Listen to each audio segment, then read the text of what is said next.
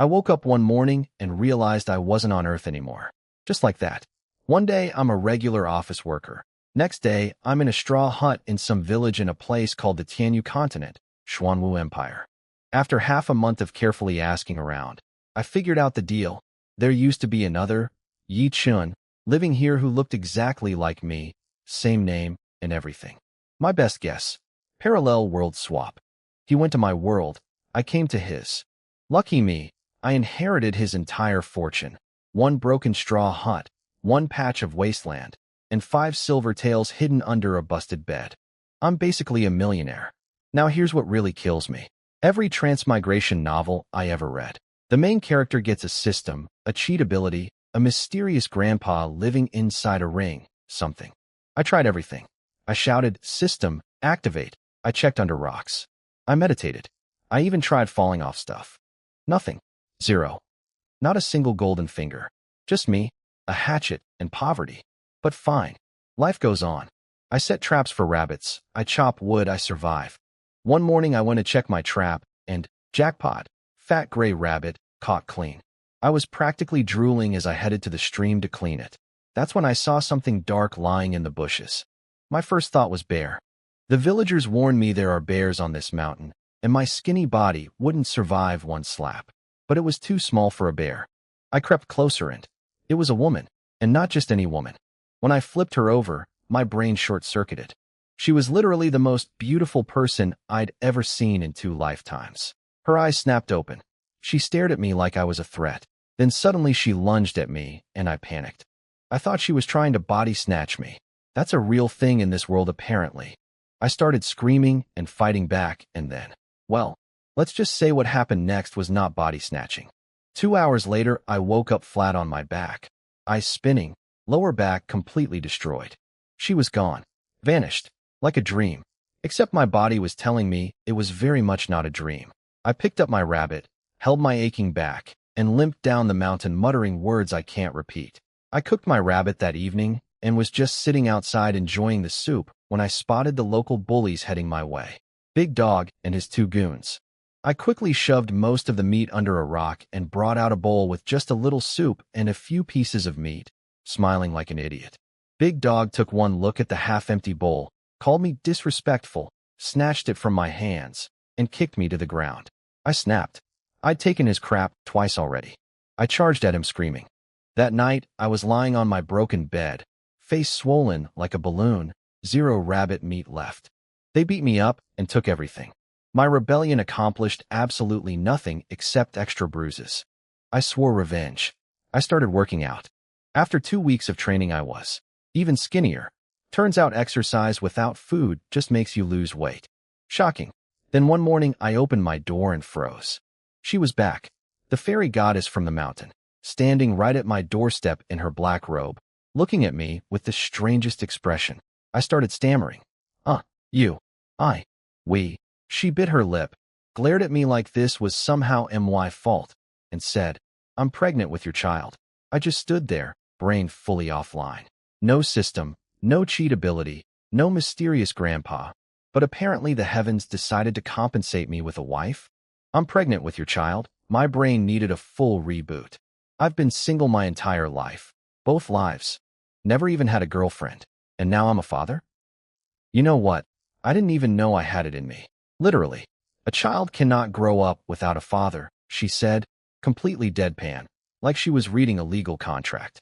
I stared at her belly, and something weird happened inside my chest. Some kind of emotion I'd never felt before just rose up. I looked her in the eyes and said, dead serious, "I'll take care of you both." She glanced around my yard. The broken fence, the straw hut, the general atmosphere of extreme poverty, and I could feel her regretting every life decision that led her here. But she held it together and just said, "My name is Qinyu Jing." That's when I realized I didn't even know her name. Smooth, Yi Chun.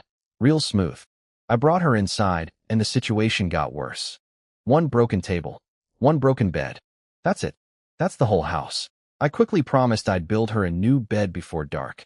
I grabbed my axe, ran to the woodpile, and immediately realized I don't own a saw. Can't cut planks without a saw. But I'm a genius, so I tied a bunch of straight logs together like a raft. then ripped one of my own doors off its hinges to use as a bedboard. Pushed it. Tested it. Didn't collapse. I'm a freaking genius, I said out loud. She covered her face with her hand and sat back down. I hammered in some wooden pegs for legs, scraped the door clean, and carried this masterpiece inside. Gave her the cleaner bedding I'd washed earlier, took the old stuff from my raft bed. Then I stood in front of her and laid out my whole life plan. Look, we just met, and the kid was an accident. That's on me. But I promise, I will not let you and the baby suffer. We can build feelings over time. Before winter hits, I'm getting us a real brick house. By next spring when the baby comes, I'll have saved enough money.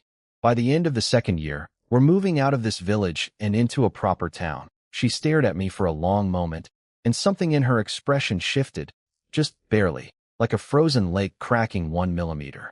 Then she went right back to stone face. Fine. I'll wait. I told her I was heading up the mountain to catch some game because a pregnant woman needs nutrition, and honestly, she was way too skinny. She must have had a rough life before this. Her eye twitched when I said that. I'm an orphan, she said coldly.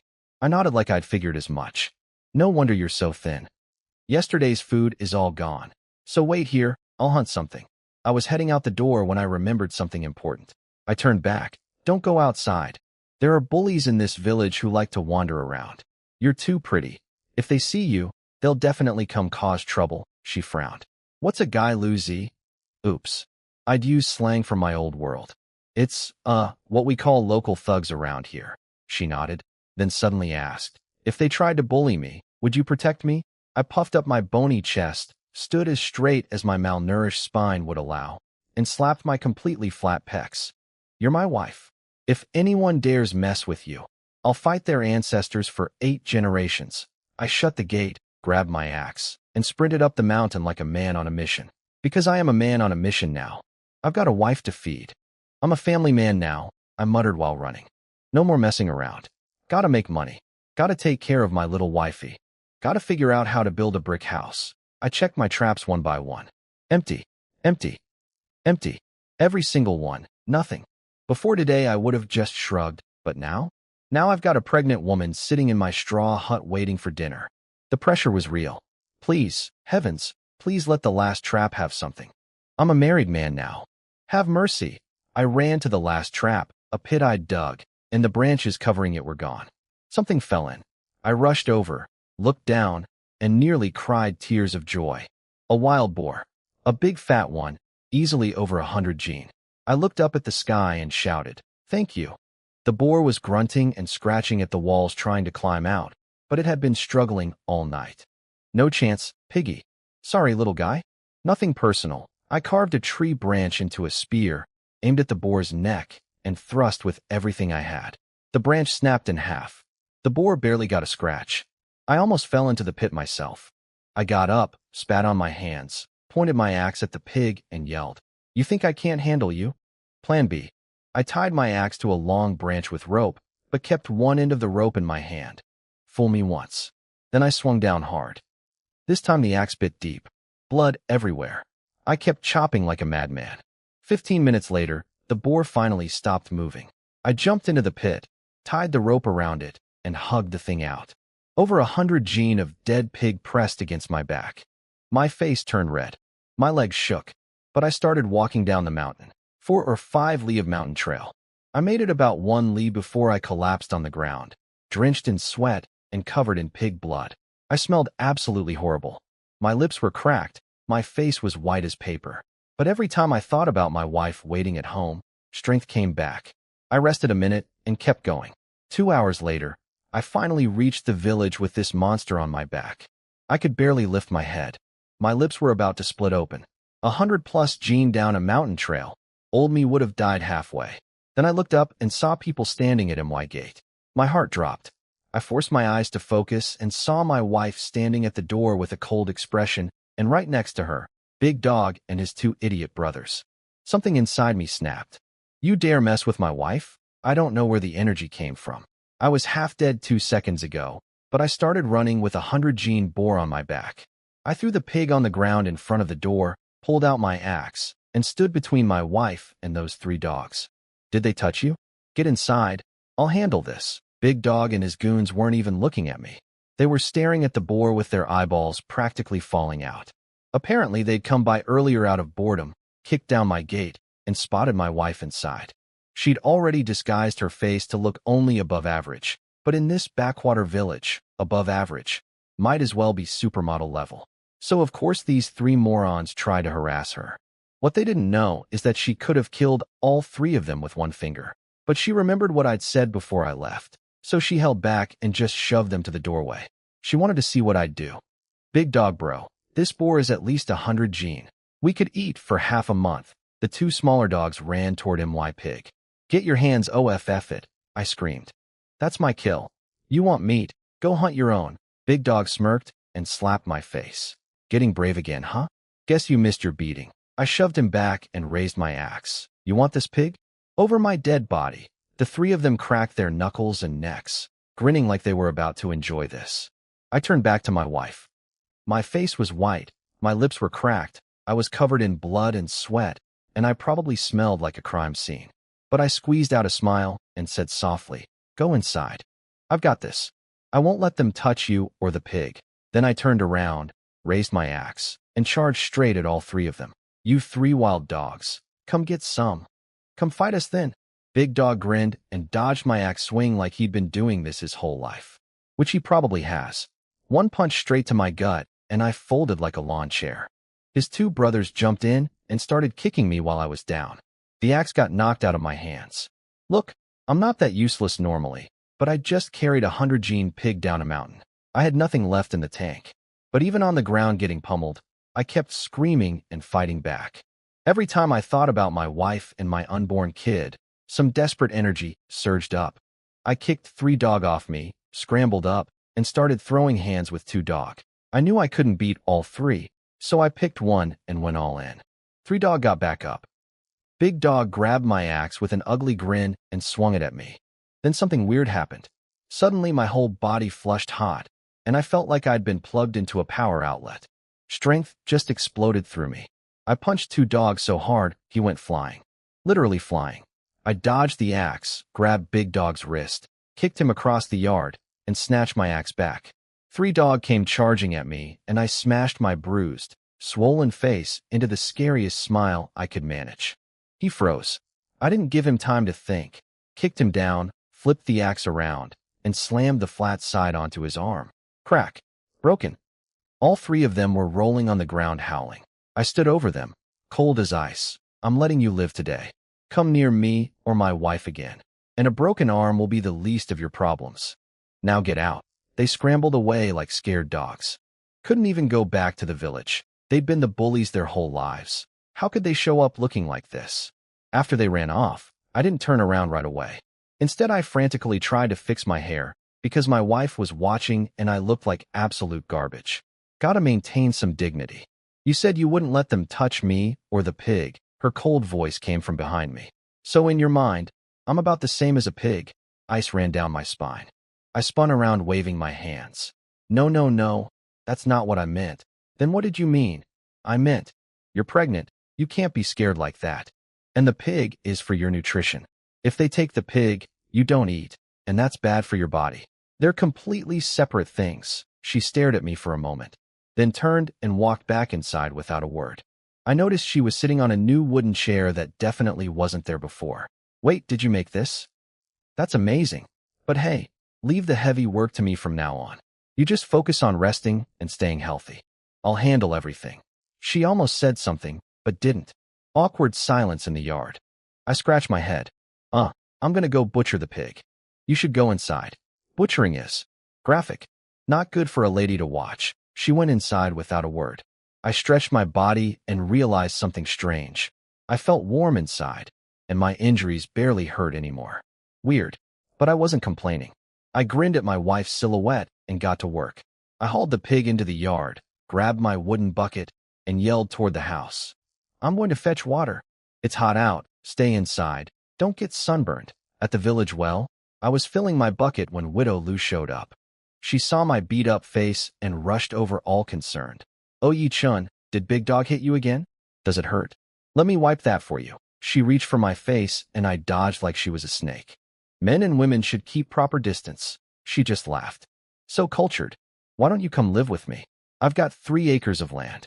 I could send you to school in town. Maybe you'll even pass the exams and become an official. No thanks. I have a wife now. Her jaw dropped. Then she started trash talking. Is it Widow Wong from the other end of the village? She's not even as pretty as me. And let me tell you, Big Dog and his boys visit her every other. I rolled my eyes so hard they almost got stuck. My wife isn't from this village. She's from the next one over. We already have a child on the way. Look elsewhere, please. I grabbed my bucket and ran. Several trips later, the water tank was finally full. I checked the sky. Almost 1 o'clock. I peeked into the house and called out, a little awkwardly, Chin Yu Jing, are you hungry? She looked up at my swollen, purple face. Her lips moved slightly. Not hungry.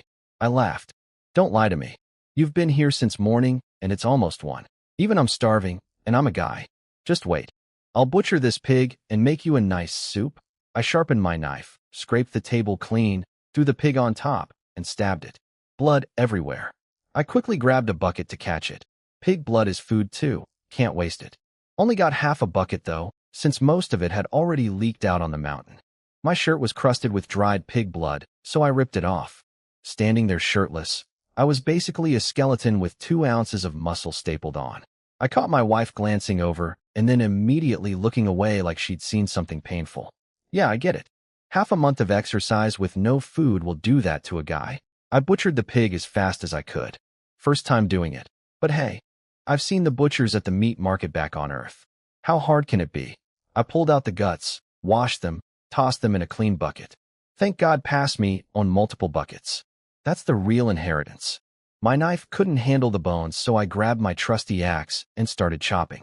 With every swing I shouted, 80, 80, 80. My wife stared at me from the doorway with a very confused frown. She had no idea what that meant. Honestly, neither did I. It just felt right. I cut the pig into 6 big chunks, grabbed a rear leg, and ran to my kitchen, and I use that word very loosely. It's a grass shed with a sad little stove. I threw the leg in a pot, added water, tossed in some wild ginger and mountain yam I'd dug up, chopped some green onions, and dumped in some dried herb powder I'd been collecting. No salt. Salt exists in this world, but it's expensive. Even the better-off villagers only have cheap coarse salt from town. I know sea water evaporates into salt, but there's a small problem. No SA anywhere near here. So herb powder it is. At least I haven't died from it yet. Low bar, but I'll take it. I lit the fire, hung the remaining meat on the clothesline outside to dry in the sun. No salt means I can't cure it, and it'll rot indoors. Made pig blood cakes from the blood. Prepped the organs for awful soup later. Then I washed my bloody clothes. My wife watched all of this in silence. I couldn't read her expression at all. An hour later, the soup was done. Smelled incredible. I grabbed the bowl, singular, because I own exactly one, and slapped my forehead. I completely forgot about this problem. I filled it halfway with soup and piled in as much meat as it could hold. My mouth was watering, but I carried it straight to my wife. You must be starving. Come eat. It smells amazing. She sat down, looked at the bowl, and then looked at me. Why aren't you eating? Not hungry, me? Nah. I'm fine, you eat first. My stomach growled so loud it echoed off the walls. The silence was deafening. I jumped up, ears burning. You eat. I'll go make myself a wooden bowl. We only have one bowl right now, but I promise that'll change. I ran outside, found a chunk of wood, split it with my axe, and started carving out a bowl with my knife like my life depended on it. Inside, my wife picked up the chopsticks and just stared at them. She looked at the bowl, then the chopsticks, then the bowl again. Like she'd never seen chopsticks before. She hadn't eaten in a very long time, apparently. I came back with my ugly little wooden bowl full of soup, saw her still sitting there, and asked, "Not good?" I grabbed my chopsticks, picked up a piece of pork, and popped it in my mouth. My eyes went wide. Ancient world wild boar hits completely different. Unbelievably good. She watched how I used the chopsticks, copied me perfectly in about 2 seconds. This woman is scary smart, and took a sip of soup. Her expression softened just the tiniest bit. I inhaled my bowl in record time. She was still elegantly nibbling at hers, chewing each bite like royalty. Meanwhile, I'd been eating like a raccoon in a dumpster. Then I dove under the bed. She turned around confused. I crawled back out holding a wooden box, blew off the dust, set it on the table with a huge grin. Don't blink. I opened the box dramatically. Inside, 5 silver taels. My entire fortune. Found it when I moved the bed, leftover from the original Yichun. I pushed the box toward her, beaming. 5 whole taels. 1 won buys 2 steamed buns, and 1 tael is 1,001. That's a lot of buns. A house in town only costs 3,000 taels. Okay, that's still far away, but you're my wife now, so you're in charge of the money. She looked at me with genuine surprise, not because of the amount, but because I'd just handed her literally everything I own. Aren't you afraid I'll take your money and leave? I paused for a second, then smiled. Nope. Why not? No reason. My wife finished her soup and I asked if she wanted more. She said no. I could tell she was being polite. There was plenty left in the pot. I went to wash the dishes and honestly, I was still hungry. The old me would have just eaten more, but now I've got a family to think about. Every bite I eat is a bite my pregnant wife doesn't get. So I put the lid on the pot and saved it for dinner. Back to business. I started planning out loud. I'm only 24. I've got plenty of time to make money. Tomorrow we go to town and buy supplies. We can sell the wild boar meat. Pig organs make amazing soup. Pig blood is edible too. Everything on a pig is useful. I catch another boar. That's more money. I can make bricks. I think I know how to make bricks.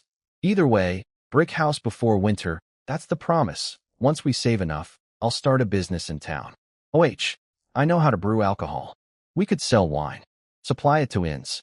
Maybe open our own tavern. I was getting more excited by the second. I wanted to write all this down, but I didn't own paper or a pen. So I just shoved the whole business plan into my brain and hoped for the best. My wife's expression softened just slightly as she watched me ramble. Just slightly. I put on a clean shirt and told her I was heading to the village chief's house to ask about bricks. She nodded. I didn't even make it past the gate before Widow Lu came storming over like a hurricane in a dress. She shoved me aside, marched straight into my yard, saw my wife sitting in the hut with her back turned, planted her hands on her hips, and started screaming. Where'd this wild girl come from? No men in your own village, so you come steal ours? Yi Chen is mine. Get out before I make you. My wife slowly turned around and stared at her with the coldest eyes I've ever seen on a human being. Widow Lu saw her face and clicked her tongue. Oh, a little vixen. Pretty face, huh? Bet that's all you're good for, seducing men. You shameless. That's enough. I sprinted over and shoved Widow Lu back. My blood was boiling. I've never had any relationship with this woman. This is my wife. Apologize to her. Now, apologize. She jabbed her finger at my face. Look at yourself. You're dirt poor. I was doing you a favor offering to take you in, and this is how you treat me. I clenched my fists so hard my knuckles turned white. I may be poor, but I have dignity. I don't need your pity.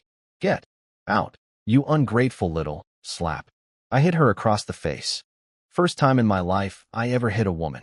9 years of mandatory education did not prepare me for this. Say one more word and I'll break your jaw. Don't test me, she screamed, clutched her cheek, and ran away crying. After she left, I unclenched my fists, took a deep breath, and nervously turned to check on my wife. I'm fine, she said, flat as always. Weren't you going to the village chief's? Go. I nodded, sighed, and ran off toward the village. The thing is, I have no idea what my wife does when I'm gone. If I did, my brain would probably melt. Because apparently, the woman sitting on my broken bed in my straw hut just casually pulled a glowing rainbow fruit out of thin air. Some kind of divine treasure from a higher realm. She ate it and channeled the energy into our unborn baby to make sure our kid would be born with God-tier talent. She also pulled out a mirror. Not a normal mirror, mind you, but one she made by ripping the literal sky off a newborn planet and forging it into glass. A weapon capable of destroying worlds. And she was using it to check if her hair looked nice. Moon Heavenly Tao, she asked the tiny spirit living inside the mirror, am I pretty? The terrified little spirit appeared, no bigger than a thumb, and frantically nodded. Master is the most beautiful being in all of existence. Absolutely gorgeous. Meanwhile, I was jogging through the village covered in bruises, planning how to sell pig guts for grocery money. We are not living in the same reality. I jogged to the village chief's house, touching my swollen face along the way. Those 3 wild dogs. Just wait until my training pays off. I will get stronger, Annie Zhang was outside holding her baby. She saw my bruised face and sighed. Got beat up again? Those three troublemakers are hopeless. Your uncle can't control them either. No point complaining to him. Actually, I'm not here about that. Winter's coming, and my straw hut won't survive the cold. I need to build a proper house. I've got a wife now. I can't let her freeze. Her eyebrows shot up. Little Yi has a wife? From where? Next village over, I think. She softened up a bit, then gave me the bad news. Forget brick houses, kid. See these 2 little rooms of ours. Over 10,000 bricks. Cost 10 silver taels. Just chop some wood and build a wooden house like everyone else. I looked at her house. Maybe 50-something square meters. I'd need at least 100. That's 20 taels. I only have 5. But as I walked home, I wasn't thinking about how to save money for bricks. I was thinking about how to make money by selling bricks. 2 bricks for 1. If I build a kiln and make my own bricks, I can use them for my house and sell the rest. I grew up in the countryside back on Earth. I know how clay bricks work. You dig up clay, shape it, fire it in a kiln. It's not rocket science. My eyes lit up. I sprinted home, full of energy. My wife was sitting on the bed staring at nothing. Again, this woman can sit perfectly still for hours. I told her we'd go to town tomorrow to buy supplies and get her some clothes, since I don't own a single thing she could wear. She nodded, continued staring at nothing. I had no idea what to talk about, so I did what I do best. I grabbed a shovel and ran outside to start digging. If I'm going to make bricks, I need a kiln first. There's good clay not far from here, so step 1, build the kiln. Step 2, dry it out. Step 3, start mass-producing bricks and become the brick king of this mountain. I spent the entire afternoon digging, hauling water, and shaping a kiln about 2 meters across. Stuffed it with firewood and lit it up to bake the walls dry. For dinner, I reheated the leftover pork soup. Gave my wife a full bowl, ate what was left myself. Then I went right back to working on the kiln. This time, my wife didn't stay inside. She brought a stool to the doorway and sat watching me work. I couldn't tell what she was thinking. Her face never changes, but the fact that she came outside at all felt like progress. A few mosquitoes buzzed toward her. They got within about a meter of her body and just disappeared. Poof, gone, like they'd never existed. I didn't notice. I was too busy shoveling dirt and dreaming about my brick empire. I worked on the kiln until 9 or 10 at night. My back was killing me, and then the whole thing collapsed. My wife finally spoke up. "What are you doing?" I slapped myself in the face. She stared at me like I'd lost my mind. "Mosquito," I explained, looking at my palm. "Damn thing," she just looked at me. "Bricks are too expensive, so I'm making my own kiln to fire them myself. It failed, but no big deal. Tomorrow I'll try again. I'll figure it out. Brick house before winter, that's the plan." I gave her my best reassuring smile. She stood up, picked up her stool, and said, "It's late. Get some rest." My heart did a little flip. She's worried about me. This is progress, people. I asked if she wanted to wash up first. She didn't answer. So I stripped down to my homemade underwear, dumped a few buckets of cold water over myself in the yard, scrubbed with my special shower ash, rinsed off, and changed behind a wall where she couldn't see. Felt like a new man. Back inside, I noticed she was lying on her side. "Hey, you should sleep on your back. Lying sideways might not be good for the baby." "It's fine," came her flat reply from the darkness. I blew out the oil lamp and lay on my door raft bed, staring at the straw ceiling, running through tomorrow's shopping list and business plans in my head. Eventually my body gave up on me, and I passed out. Today had been absolutely brutal. If it weren't for that mysterious burst of strength during the fight, I probably couldn't have moved all afternoon. I slept like a rock. Best sleep since I arrived in this world. When I woke up at dawn, I felt incredible, like someone had recharged my entire body overnight. I stretched and was shocked. I felt strong, full of energy. Even my bruises seemed better. I looked over at my wife. Still asleep. I grinned. Not a dream. I really do have a wife. I tiptoed out, did some stretches in the yard, washed my face, brushed my teeth with ash, pulled a piece of pork off the clothesline, and started making soup. By the time my wife wakes up, she'll have a hot bowl of meat soup waiting for her. This is what having a family feels like. While the soup was cooking, I noticed something weird. Some guy came limping out of the mountain forest, screaming like a ghost was chasing him. He ran toward the village without even glancing our way. Looked a lot like Big Dog, actually. No idea what that was about. Probably fell in a ditch or something. Couldn't have happened to a nicer guy.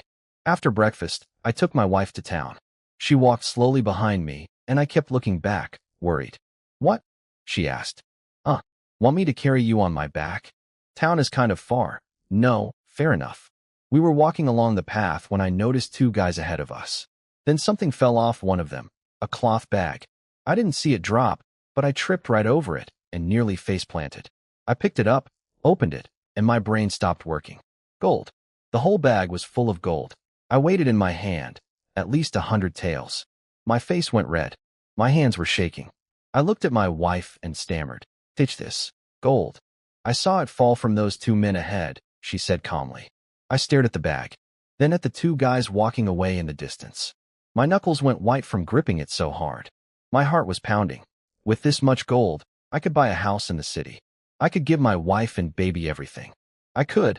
I took a deep breath, tied the bag shut, looked my wife dead in the eyes. This money isn't ours. I have to give it back. I started running after them, but she stopped me with something I didn't expect. It's gold. Didn't you promise to buy us a house in town? Start a business? Support our family? With this money, we could do everything right now, and they'd never know it was us. I stopped, turned around, walked back to her slowly. Her eyes were locked on mine. I put both hands on her shoulders and said, "You're my wife. I will do everything I can to give you a better life. But this gold isn't mine. It's not honest money. I can't build our future on something I stole from someone else's pocket. We're poor, yeah, but we have our conscience. And I want our child to grow up knowing what being a good person means." Then, I don't know what came over me. I reached up and pinched her cheek. Just a little. She froze. I grinned and turned around, sprinting after those two guys. "Hey, brothers, you dropped your gold." "Your gold." I caught up, gave it back, and ran back to my wife out of breath. When I got back, her expression was softer, noticeably softer. For the first time, I thought I saw the tiniest hint of a smile. What I didn't know, and wouldn't know for a very long time, was that those two men and the gold were never real. She'd created them, an illusion, a test to see if I'd keep the money. She'd been convinced that all humans fail when greed is involved. I passed. We reached town after about 2 hours. It was my first time here since transmigrating, and everything looked exactly like a historical drama set. I was staring at everything like a tourist. Prices were brutal. Rice and flour were expensive. I'd learned back in the village that farmers make maybe 2 taels a year, and laborers in town earn a few one per day. My 5 taels was actually decent savings.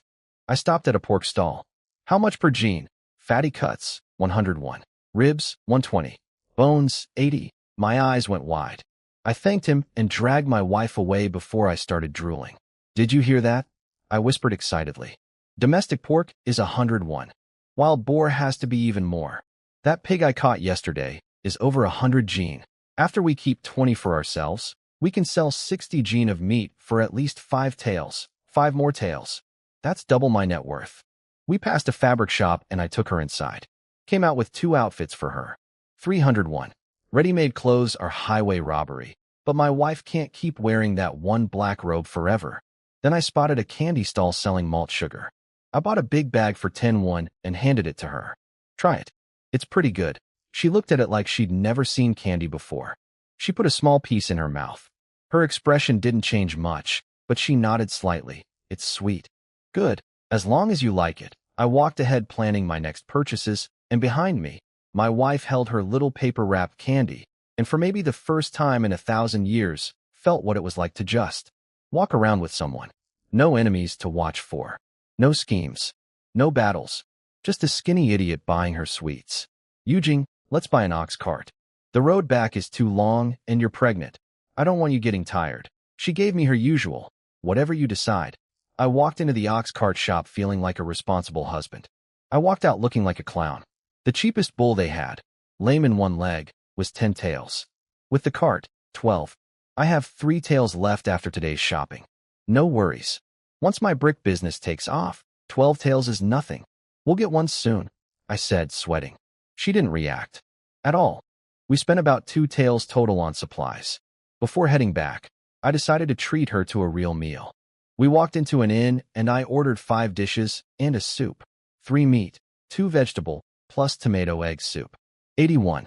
My wallet was crying, but my wife deserved a proper lunch. I watched her eat with perfect elegance and quietly slowed down my own shoveling. Can't look like a barbarian next to this woman. Then two big guys in fancy clothes walked in with swords on their hips, muscles bulging through their shirts. "Waiter, wine," one of them boomed. They sat at the table across from us and started talking about something called Savage Bull Force and Blood Condensation Realm and Chi Training Stage. They picked up entire jugs of something called Fireblade wine and drank them like water while everyone in the restaurant stared with their jaws on the floor. My brain nearly exploded. Cultivation. This world has cultivators? Does that mean there are immortals too? Every transmigration novel I've ever read, the main character always starts out normal, then discovers cultivation exists, and boom, their cheat ability awakens. Maybe this is when my golden finger finally kicks in. I started eavesdropping so hard I forgot to chew. My wife noticed but said nothing. She seemed to be discovering that eating food was actually kind of enjoyable as a hobby. When they looked like they were finishing up, I couldn't contain myself any longer. I told my wife, "Be right back," and walked over with my friendliest smile. "Excuse me, big brothers." I couldn't help overhearing, "What's blood condensation realm? What's Savage Bull Force?" They looked at my peasant clothes and grinned. "Village boy, right? You can tell?" "Huh. Yes, first time in town. I don't know anything. Please enlighten me. You talk like those scholars at the Literature Academy." "I hate scholars," the one surnamed Joe said. Then he poured a bowl of Fireblade wine and slid it to me. "Drink this in one go, and it proves you're a warrior at heart. All warriors are brothers." "What do you say?" I looked at the murky liquid. "Please." I drank Baijiu back on Earth. How bad could this be? I grabbed the bowl and chugged the whole thing without hesitation. It was not like Baijiu. It was like swallowing a flaming sword. My tongue went completely numb. My brain short-circuited. I started coughing uncontrollably. Then, just as suddenly, my head cleared up perfectly, like I'd never touched a drop. I was confused. Am I secretly alcohol-proof? Is that my cheat ability? Being good at drinking? What kind of useless golden finger is that? "You've got guts, kid." They clapped and started explaining everything. Savage Bull Force is a basic military technique anyone can learn by joining the army. Blood Condensation Realm is the lowest cultivation stage, 9 levels, each one giving you the strength of an additional bull. Once you max out at 9 bulls worth of blood energy, you've completed the realm. Above that is Chi Training Stage, but for that you need something called a spirit root inside your body to absorb spiritual energy. Most ordinary people don't have one. The scholars at the academy all have spirit roots. That's why they study there. Brother Joe pulled out a black testing stone and tossed it to me. "Hold it and concentrate. If you have a spirit root, it'll glow." My hands were trembling with excitement. This is it. This is the moment. Every transmigrator gets something amazing. A supreme bone, a sacred body, a once-in-a-million-years talent. At minimum, I should be some kind of prodigy, right? I've been waiting for this since day one. I closed my eyes, focused every fiber of my being. In my heart, I was screaming, "My golden finger, come to me." The two warriors waited and waited. The stone did absolutely nothing. Brother Joe gently took it back from my hands. I opened my eyes confused. Wait, I wasn't done yet. He gave me a sympathetic smile. "Kid, if you had a spirit root, the stone would have glowed the moment you touched it. You held it for ages. Not a single flicker. You don't have one. You don't have a spirit root. Don't have. Got a spirit root. My soul left my body. No spirit root. No cultivation talent. No cheat ability. No system. No mysterious grandpa. The only thing I got from transmigrating was accidentally sleeping with an impossibly beautiful woman. That's it. That's my entire golden finger. A one-night stand. Am I actually just trash?" Brother Lou patted my shoulder and tossed me a small booklet. "Don't be too down about it. We don't have spirit roots either. That's why we walk the warrior path, body tempering. It's harder, but warriors are the strongest fighters at the same level. Here, take this copy of Savage Bull Force. And hey, if the warrior path isn't for you, there's nothing wrong with being an ordinary person." I thanked them, took the booklet, and shuffled back to my seat like a zombie. On the walk home, I had my nose buried in the manual, reading while walking. My wife slowed down and came back to me. "Is cultivation really that important to you?" I looked up at her and smiled bitterly. "Of course. If I could cultivate, I could take you somewhere better than that mountain village." I've heard cultivation has orthodox and evil paths, she said. What do you think about that? I laughed. Orthodox and evil? That's just labels people made up because they had too much free time. Say I have no talent for orthodox cultivation, but evil cultivation works. Why wouldn't I use it? I could still do good things. Does using a different method automatically make someone a bad person? Meanwhile, plenty of righteous cultivators murder innocents. Are they still righteous? It's not about what path you're on. It's about what you actually do. Then I shook myself off, grinned, and said, you know what? Forget it. Can't cultivate, so what? I have a wife now. Being ordinary is fine.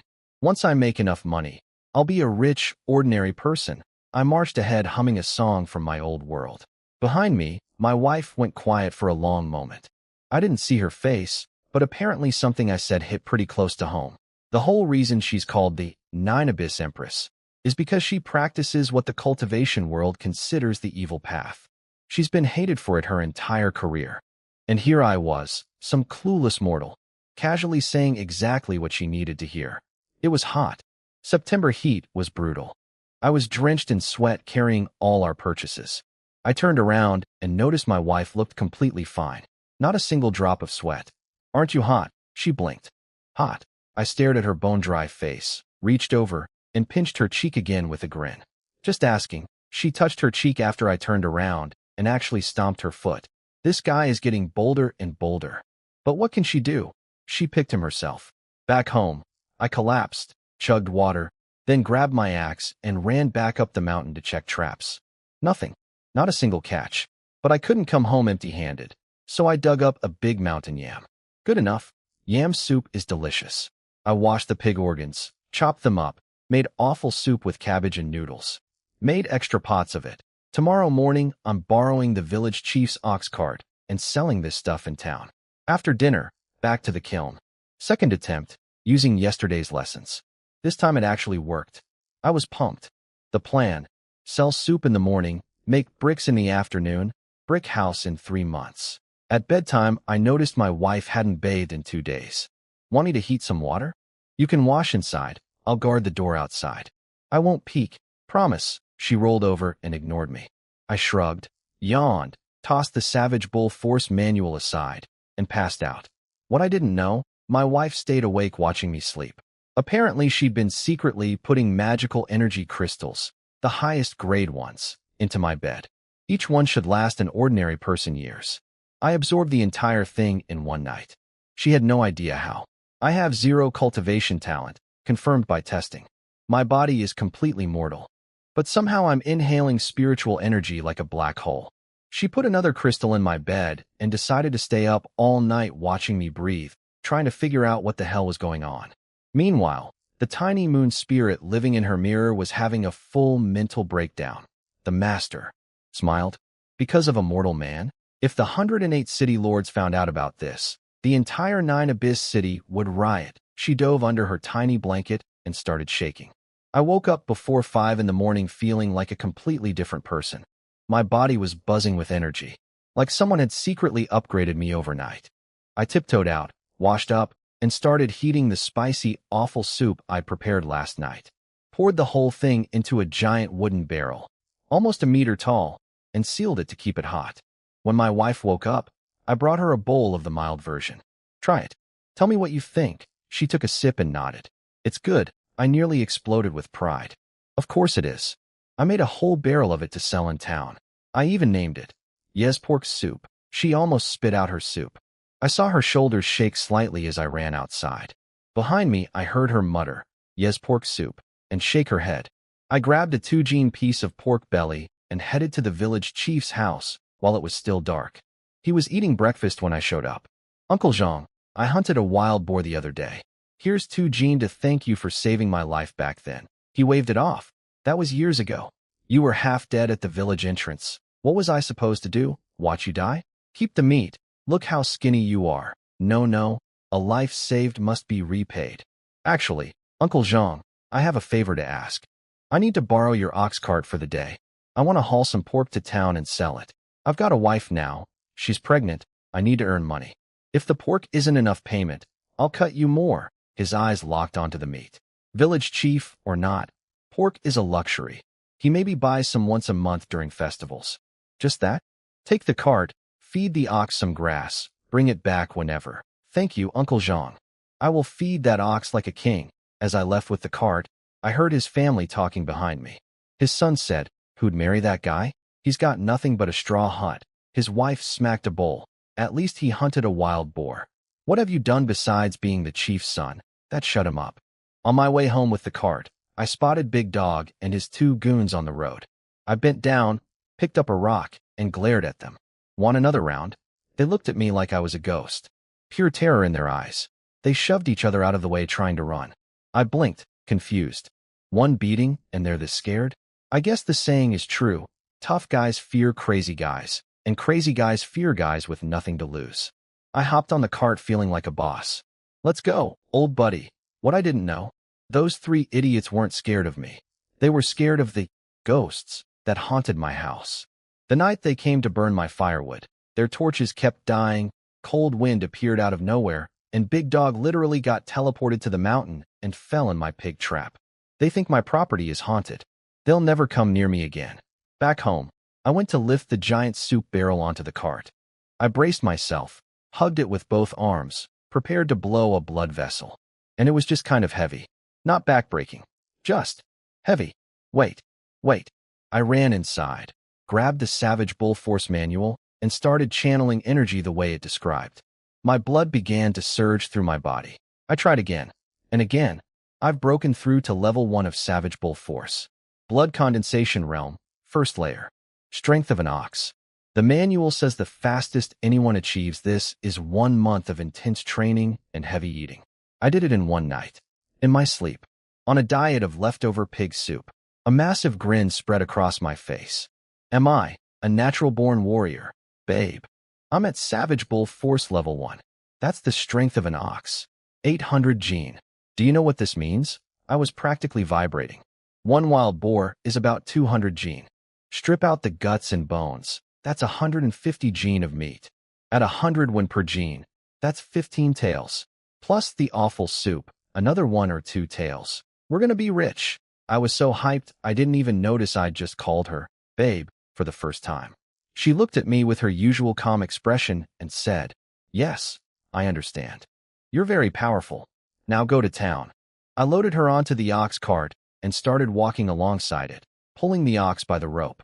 On the way, I could not stop showing off. I spotted a big rock on the side of the road. Who leaves a boulder in the middle of the road? No civic responsibility. I ran over, bear hugged it, and launched it into the bushes. Then I turned to my wife, flexed my arm, and struck a pose, trying very hard to show off muscles that didn't really exist yet. She'd been holding it in the whole trip. But when she saw me flexing my 2 ounces of bicep like I was on a magazine cover, she finally cracked. She actually laughed. A real laugh. Then she caught herself and said, "All right, put those away. You're skinny as a skeleton. There's nothing to see." I was completely frozen. That laugh hit me like lightning. She was already devastating with her stone face, smiling. She was on a completely different level. "You done staring?" she said, expression already back to ice. How could I ever be done? I grinned and started walking backward so I could face her. "Seriously though, you should smile more. You're incredible when you smile." She rolled her eyes. "I'm not kidding. I never even dreamed I'd have a wife this beautiful. I didn't save the world in my past life or anything. So how did I get this lucky?" "Oh, you have complaints about being my man." "Never. I was just saying, AGH. I tripped on a rock and fell flat on my back." She smirked. "This guy?" I scrambled up, kicked the rock into orbit, and jogged back alongside the cart, still trying to walk backward and chat. "Just walk forward and watch the road," she sighed. "I'm carrying your child." Where exactly would I go? My heart soared. I snapped to attention and saluted. "As you command, ma'am." She put her hand over her face. I turned around grinning and started an internal scoreboard. Wife conquest progress, 5%. Current total, 5%. When I first met her, she looked at me like I was a bug on her shoe. Now she's laughing. That's massive progress. Time to double down. I started singing as I walked, pulling the ox along. "You look so beautiful when you smile, like flowers in spring, blowing away every worry." Behind me, my wife listened quietly. Her expression slowly softened. She watched my skinny back and, without realizing it, smiled again. Her heartbeat, steady and unchanging for 100 years, quickened just the tiniest bit. We reached town at dawn. I parked the cart next to an inn called 10,000 Guests. I'd scouted this spot yesterday. There's a steamed bun stall right next to it. Spicy offal soup plus 2 buns? That's an unbeatable breakfast combo. I'd even done a full market analysis in my head using business knowledge from my old world. My pricing, 2 won per bowl. Village farmers can't afford it, and day laborers making 2 when total can't either, so forget them. My target customers are the town's lower middle class. People who aren't starving but rarely get to eat meat. For them, a bowl of meaty soup for 2 won is a steal. I set up a stool for my wife. Pregnant women shouldn't stand too long, and popped the lid off the barrel. The smell of spicy pork offal soup exploded into the morning air. Every vendor setting up nearby froze. The bun seller walked over, sniffed, looked down at his own buns with disappointment, and asked, "Kid, what is that? Are you selling?" "Yes, pork soup. Fresh wild boar, tender and delicious. Only 2 won a bowl. Come get some." The bun stall owner next door was my first customer. He took 1 sip, his eyes went wide, and he slammed 4 won on the table. 2 bowls. "Wife, get out here. You need to try this." His wife came running. They sat there dunking buns into my soup and making sounds that were borderline inappropriate for a public street. "Kid, this is incredible. Only 2 won. You coming back tomorrow? Every day, brother?" "I'm a hunter. I catch wild boar all the time." Total lie. I caught 1 pig by accident. But marketing is marketing. He turned to all the other vendors setting up nearby. "What are you staring at? Get over here. It's real meat." 2 won. They stampeded over. Everyone had been eating plain buns for breakfast their whole lives. 1 extra win for a full bowl of meat soup? They couldn't throw money at me fast enough. "Give the money to my wife," I shouted, pointing at my wife sitting on her stool. She looked up with the most confused expression. Suddenly a line of grown men were shoving copper coins at her. She had no idea what was happening, but started collecting money with this bewildered look that was honestly adorable. Pretty soon she needed a whole cloth just to wrap all the coins. I ran out of bowls. "Sorry everyone, I didn't bring enough. I've got my own bowl." 1 vendor ran back to his stall and came back with his own. Then everyone else did the same. Then the morning shopping crowd showed up. Housewives, servant girls from wealthy families. I cranked up the volume. "Yes, pork soup. 2 won. You can't buy a loss, you can't buy a scam, but you can buy a bowl of yes pork soup." A servant girl from some rich family tried a bowl. She was convinced she couldn't finish it. She finished it. She licked the bowl clean. Then her eyes lit up.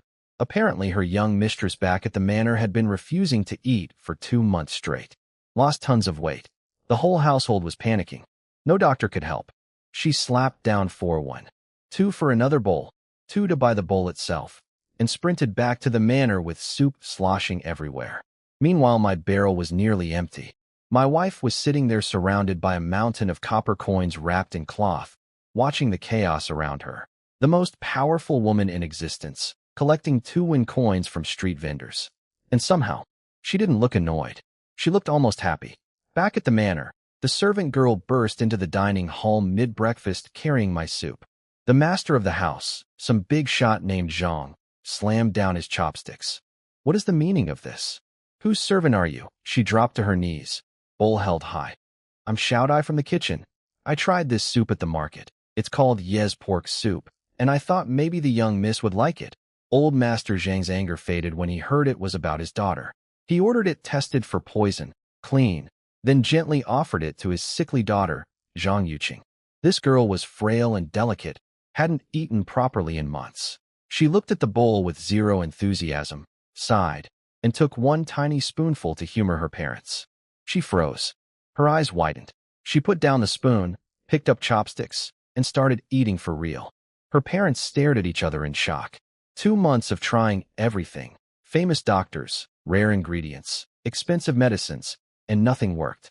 Now their daughter was eating a 2 won bowl of street soup like it was the best thing she'd ever tasted. She finished the whole bowl, held her stomach, and frowned slightly. Her father panicked. "Is it poison?" Then realized she was just full. For the first time in months. He whipped around to the kneeling servant. "What was this soup called?" "Yes pork soup, master." He slammed the table. "Excellent. You're promoted. Personal attendant to my daughter from today. Now go find this person and bring him here. The little servant girl nearly fainted from joy. Personal attendant was a position she never dreamed she'd reach. And me? I was at my empty barrel, counting coins with my wife, completely clueless that I was about to get summoned to a rich man's mansion. 184 1. 184. I was swinging the money pouch around like a victory flag on the road home. My wife sat on the ox cart watching me with the expression of someone who's given up trying to understand their husband. Babe, I'm a genius. Nobody even eats pig organs. That means I can go to the pork sellers in town and buy their offal for almost nothing, then turn it into soup and sell it for 10 times the cost. The profit margins are insane.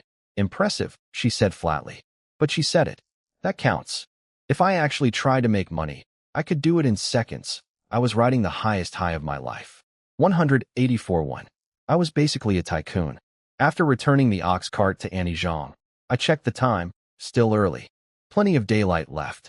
I grabbed my axe and rope and told my wife I was heading into the mountain. Today's goal, find a wild boar. The soup money is nice, but real boar meat is where the big cash is.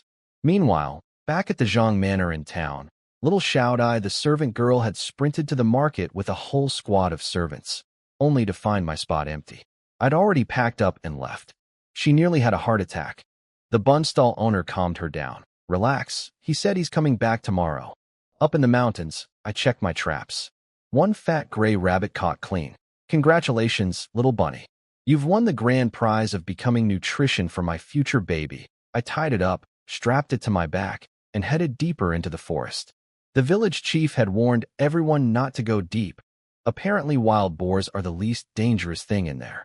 But I needed bigger game, and the outer edge was already picked clean. The trees got thicker. The air got cooler. Sunlight barely came through. I activated what I call my hypothetical danger protocol. Basically, I imagine every possible threat that could appear and prepare for it. Very professional. Very tactical. Then I stepped in a massive pile of animal crap. That was not in my hypothetical scenarios. I scraped my grass sandal on the ground, gagging. The stuff was seeping through the weave. I am buying real shoes tomorrow. I don't care how much they cost. I bent down and sniffed. Pig dung. I checked the ground. Massive footprints. Maybe a 300 or 400 gene boar. My hypothetical danger protocol kicked back on immediately. Axe ready. Following the trail. The tracks led to a stream. I peeked through the bushes and there it was, an absolute unit of a wild boar drinking water. Had to be 400 gene easy. I was staring at its big fat haunches and calculating the money in my head. Time to make my move. A 4-meter-long tiger exploded out of nowhere and tackled the boar in one leap. Jaws clamped on the neck. The boar kicked a few times and went still. Just like that. Instant kill. Cold sweat drenched my entire body. If I'd stepped out 2 seconds earlier, that would have been me. And this spot is only 400 meters from the outer edge. I've been casually strolling around these mountains for a month. I've been dancing on the edge of death this whole time and didn't even know it. The tiger finished its kill. Then it turned its head and looked straight at my bush. Every hair on my body stood up. My heart was slamming against my ribs like it was trying to escape before the rest of me. Oh no, it sees me. The tiger started walking toward me. My hands were so sweaty the axe was about to slip. My heart was doing drum solos.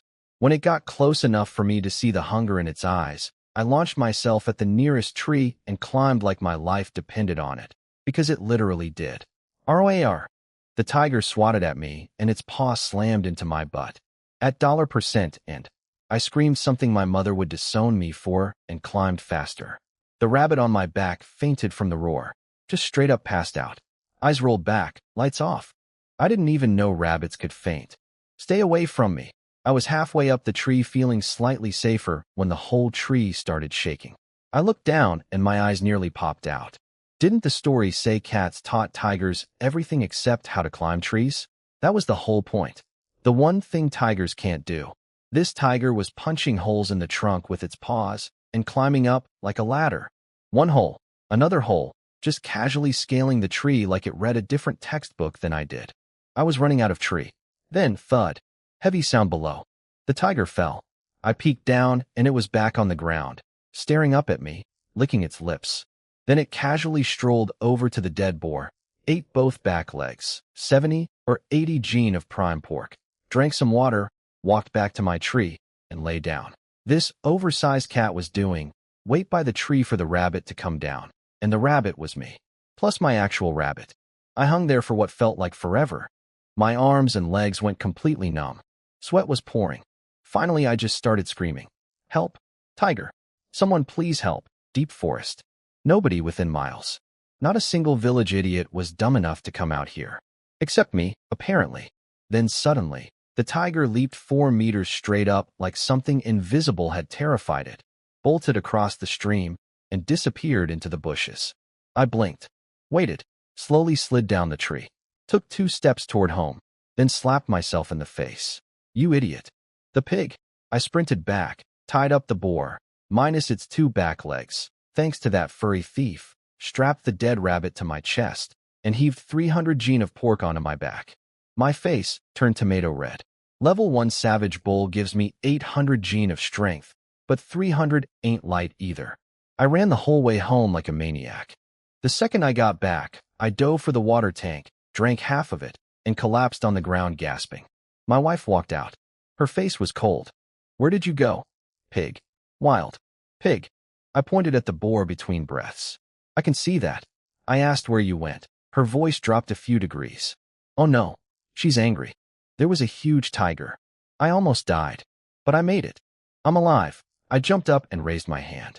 I swear I will never go deep into the mountain again. Her expression slowly thawed. She gave a small humph and walked back inside. I followed with a goofy grin. Hey, were you worried about me just now? No. I smiled even bigger. She was totally worried.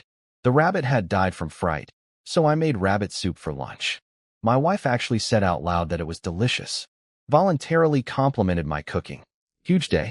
After we ate, she looked at me heading to wash dishes and said, "You should eat more. You're too thin." My heart melted.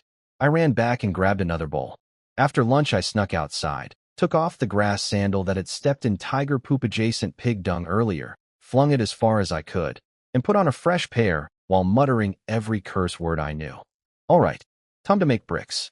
Sooner I make bricks, sooner I build a house. I grabbed my buckets and shovel and headed to my clay spot. Brick molds aren't hard. I grew up in the countryside. I know this stuff.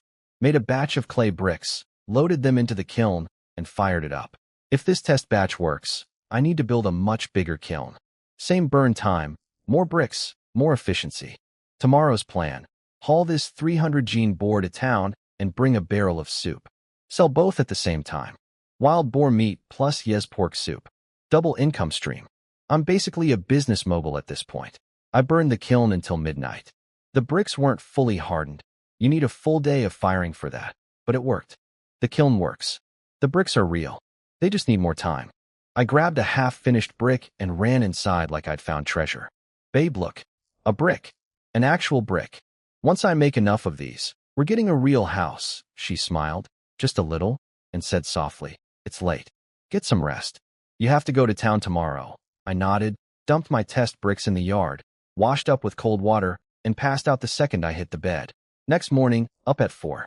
Made soup, loaded the barrel and the entire 300 gene boar onto the ox cart. Then realized there was no room for my wife to sit. "I can walk," she said calmly. My heart sank. I can't even give her a seat. I promise, the second we sell this pig, we're buying our own ox cart. We got to town at dawn. I set up in my usual spot, and people were already waiting. Word had spread overnight. I had a line before I even opened the lid. Easy, easy. One at a time. There's plenty for everyone. Someone spotted the massive boar on the cart. "You really are a hunter. That thing is enormous." My sales instincts kicked in immediately. "Want some wild boar meat while you're here? Still has the black fur on. Fresh from the mountain yesterday. 120 won per gene. Wild boar tastes completely different from farm pig, guaranteed. Sure. Give me a gene. First meat sale of the day." I grabbed my knife, started cutting, and then realized I don't own a scale. My face went red. A vendor nearby noticed and handed me one. "I sell scales. This one's 10 won. Give me 110 more and cut me a gene too." This man just sold me a scale while buying my meat. Respect. That's business. Sold about 8 or 9 gene of boar and half the barrel of soup, when a servant girl pushed through the crowd looking frantic. "There you are? Stop selling. I'm from the Zhang Manor. My master wants to invite you to our estate. We'll buy all your remaining soup." The crowd was not happy. Some guy in the back grumbled, "The Zhang family are scholars. Since when do they hoard street food?" I frowned. Making enemies with my customers was the last thing I needed. "If you want to buy soup, I'll sell you a bowl. But you can't buy the whole thing. These people were here first." The servant girl panicked. If her words damaged the Zhang family's reputation, she'd be in serious trouble. She quickly bowed to the crowd. "Everyone, please understand. Our young miss has been sick for 2 months. No doctor could help. Yesterday, I brought her a bowl of this soup, and she actually ate it for the first time. My master just wants to ask this gentleman to visit and help the young miss." That changed the mood. Some people nodded sympathetically, but others heard, "This soup cures illness," and immediately started pushing forward demanding bowls. Rumors spread fast, and people believe anything. I served everyone who wanted one. When the crowd thinned out, I looked in the barrel, about a third left. "That's it for today? Back again tomorrow." I turned to the fidgety servant girl. "Relax. Let these folks finish and return their bowls, then I'll come with you. But fair warning, I'm not a doctor. I'm just a butcher who hunts pigs." "Of course. What should I call you?" I looked at the giant dead boar on my cart and grinned. "Call me the butcher." While waiting for bowls to come back, I sat with my wife and counted the morning's earnings. 164 plus the remaining soup. About the same as yesterday. "Did you finish the malt sugar?" I asked suddenly. She blinked. For the first time ever, she looked slightly embarrassed. Yes, she had no idea how she'd finished it either. She kept telling herself it wasn't even as good as the divine fruits she secretly eats. But somehow, whenever she was bored, her hand just reached for another piece. "I'll buy you more on the way back," I said with a smile. She watched me run around collecting bowls, washing them, packing up. Always moving, always busy, always cheerful. And something new appeared on her face. A soft, quiet warmth. She was starting to feel something she'd never experienced in 1,000 years of cultivation. It felt a little bit like home. Whoa, this place is huge. I stared at the Zhang mansion with my mouth hanging open. Giant gates, stone lions, the works. I leaned over to my wife and whispered, "Babe, someday when we're rich, we're buying a house just like this." Before I could finish my grand declaration, a tall, thin man in fancy silk robes walked out. He took one look at my torn hemp clothes and grass sandals, and his eyebrow twitched. "You made the pork soup?" No greeting. Straight to business. I nodded, popped open my barrel, and the smell did the talking. He nodded and sent for his daughter. We chatted a bit. The moment he heard I was from some mountain village, I could feel his respect drop to zero. He's a scholar family, literary tradition going back generations. To him, I'm basically a caveman who sells pig guts. He didn't say it, but his whole vibe screamed it. I noticed. I wasn't happy, but I kept smiling because this was his turf and I needed his money. His daughter arrived with a personal servant holding a parasol over her head. I took one look and immediately knew the type. Spoiled rich girl who's never lifted a finger. Not my cup of tea. I turned back to business. "Mr. Zhang, how much for the pork soup recipe?" Now here's where my brain kicked in. A soup recipe? That's worth maybe 10 taels, tops. I need way more than that. Time to upsell. "The soup recipe? That's nothing special," I said casually. "Your daughter doesn't have a real eating disorder. She's just bored of the same fancy food. I've got several other recipes that make the soup look basic. Let me cook a few dishes. If your daughter can't eat them, I'll give you the soup recipe for free." His face tightened. He clearly thought I was some delusional hick who didn't know his place. "Fine," he said coldly. "Show me what you've got." They led me to the kitchen. I walked in and my jaw hit the floor. This kitchen was bigger than my entire property, straw hut, yard, and all. The amount of ingredients and seasonings they had. I was in heaven.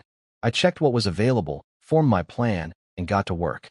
In under 20 minutes, I made 3 dishes: spicy vinegar potato shreds, stir-fried cabbage and vinegar sauce, and pickled vegetable fish soup.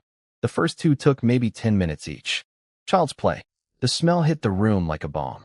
Mr. Zhang and his wife were standing there trying to look dignified while their mouths watered uncontrollably. They called their daughter over.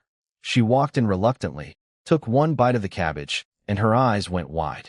She started eating like she hadn't seen food in months, which she basically hadn't. The potato shreds blew her mind. She'd only ever had potatoes in soup. Nobody here knows you can shred them and stir-fry with vinegar. By the time she reached the pickled fish, she was already full. She grabbed her father's arm. "Daddy, is he our new chef?" "This is amazing." Mr. Zhang walked to the table, grabbed clean chopsticks, tasted each dish, and his eyes nearly fell out. He spun around and stared at me like I'd performed sorcery. "How much for all 4 recipes?" I glanced at my wife, hoping for a reaction. She looked completely unsurprised. Not even a raised eyebrow. "Okay then." I played it cool. "These are my best techniques. I honestly don't know what they're worth." "You name a price." He held up 2 fingers in a figure-8 gesture. My heart started racing. 80 taels? He shook his head. 800 taels. For all 4 recipes. 800 taels. Every cell in my body was screaming. I wanted to backflip. I wanted to cry. I wanted to grab my wife and spin her around. But I'd seen big storms. That's what I told myself while my left eye twitched, so I kept my composure. "Mostly. 800 it is. Oh, by the way, I've got a 200 gene wild boar on my cart out front. Freshly caught. Interested? Make it an even 900 for everything," he said with a dismissive wave, like he was tipping a waiter. 900 taels. He pulled out a stack of banknotes and counted out 9. I took them, stared at the fancy writing, and then had to ask the most embarrassing question of my life. Where exactly do I exchange these for actual silver?" "The Xuanwu Bank can exchange those," Mr. Zhang explained. "Though each note loses 1 tael in fees." I walked out of the Zhang mansion staring at 9 banknotes like they were holy scriptures. "Babe, 900 taels. We only need 2,100 more for a city house." "I should have cooked more dishes." "Impressive," she said again. 2 compliments in 2 days. I'm on a roll. I grabbed her hand, slapped the banknotes into her palm, and declared, "You're in charge of finances. Now let's go buy a freaking OX cart and malt sugar." I marched toward the cattle market with the swagger of a man who'd gone from 5 taels to 900 in 3 days. Last time I walked in here, that dealer looked at me like I was a stray dog sniffing around his yard. "Not today." "You again?" The dealer frowned when he saw me. "Yeah, me again. I'm here to buy." I pulled a 100-tael banknote out of my shirt and flicked it at his face. "Open your eyes and read that. Last time was just a test of your customer service. You failed, by the way." The transformation was instant. His spine curved into a bow, his frown became a grin, and suddenly I was "Sir," instead of "Kid." "Right this way, sir." "These are the 20-tael cows, but over here we have the premium 40-tael. "Nope. This one. 20 taels. Plus a cart for 2. You told me carts were 2 taels last time, so don't even try." "But sir, this cow doesn't match your status." I said this one. "Hook it up." "I'm watching." I picked a young female cow. My thinking, if I find a bull later, I could breed them and get baby calves for free. Passive income. My business brain never stops. 30 minutes later, I rolled out with a brand new ox cart, and this one had a canopy on top for shade. My wife would ride in comfort from now on. No more walking 2 hours in the September sun. Bought malt sugar. Bought 3 pairs of real cloth shoes for each of us. No more grass sandals. No more stepping in animal droppings and feeling it squish through the weave. Those days are over. On the road home, I drove the village chief's old cart while my wife sat in our new one. Side by side, 2 carts rolling through the countryside. I found a big leaf and put it on my head as a sun hat. The gentle rocking of the cart started putting me to sleep. Yi-chun, I jerked awake and wiped non-existent drool from my mouth. "Huh? What?" "I wasn't sleeping. I said I actually like living in the mountain village. Town is too noisy.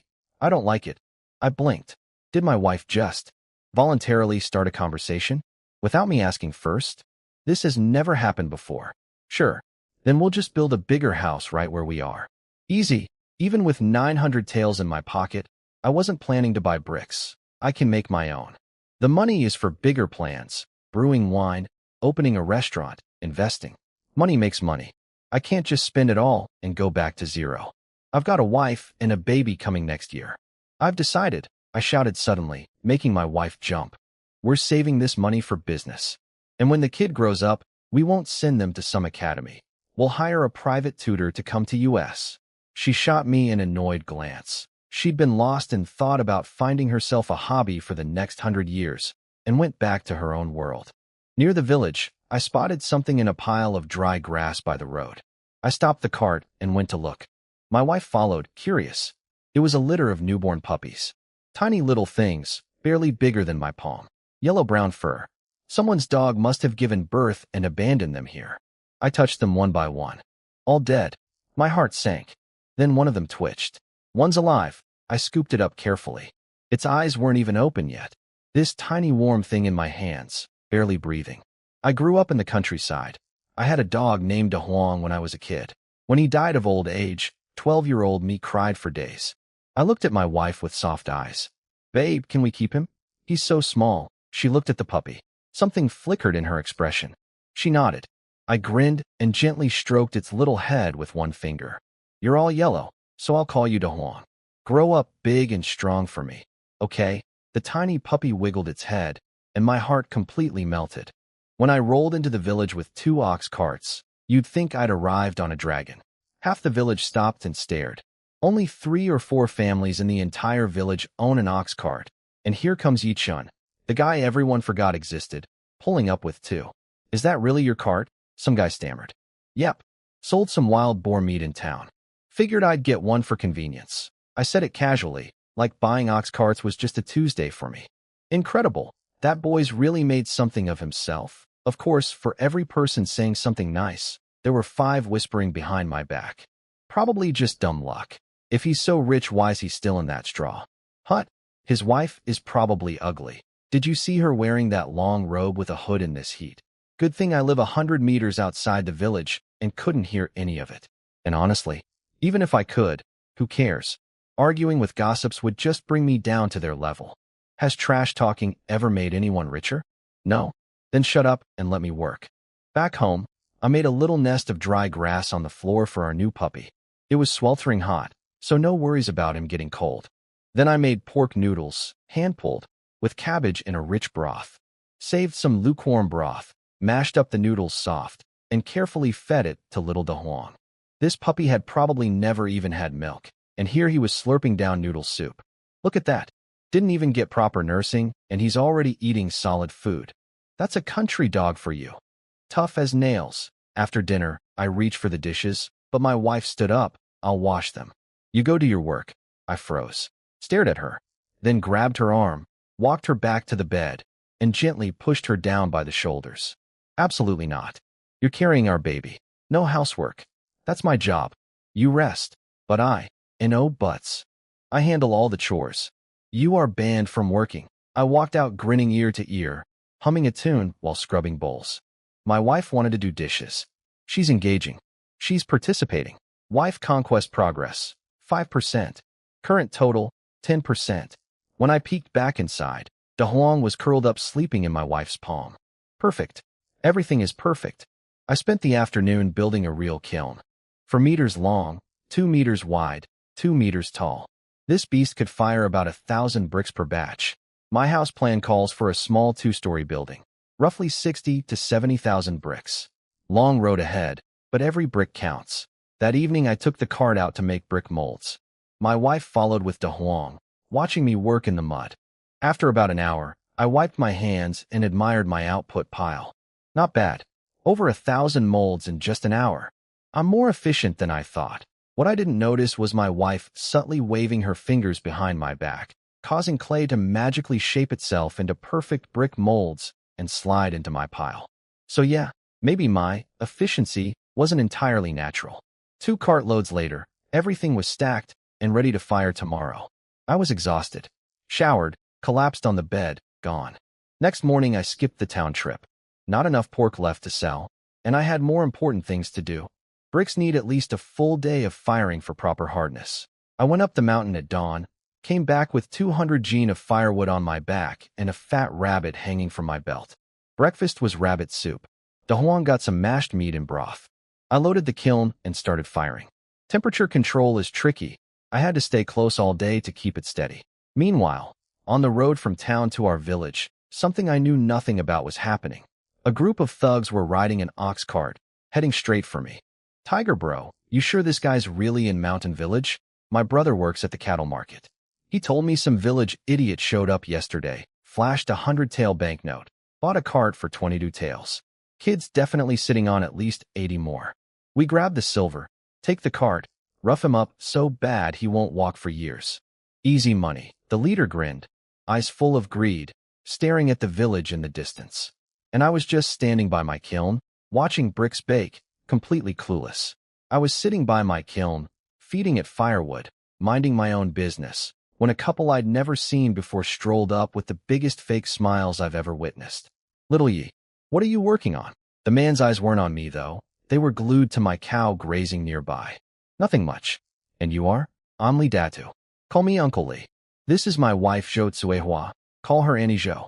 Oh, by the way, mind if I borrow your ox cart? Just need to pop into town." Just like that. 2 seconds in, and I'm suddenly his nephew, and my ox cart is apparently community property. "Sorry, I need it today." That's when Auntie Zhou showed her true colors. Her voice went sharp and nasty. "You better think carefully, little Yi. Our family is one of the wealthy ones in this village. It's just a cart. Don't make things ugly over something so small." I stopped smiling. I picked up my axe and cracked a log in half right in front of them. They stumbled backward.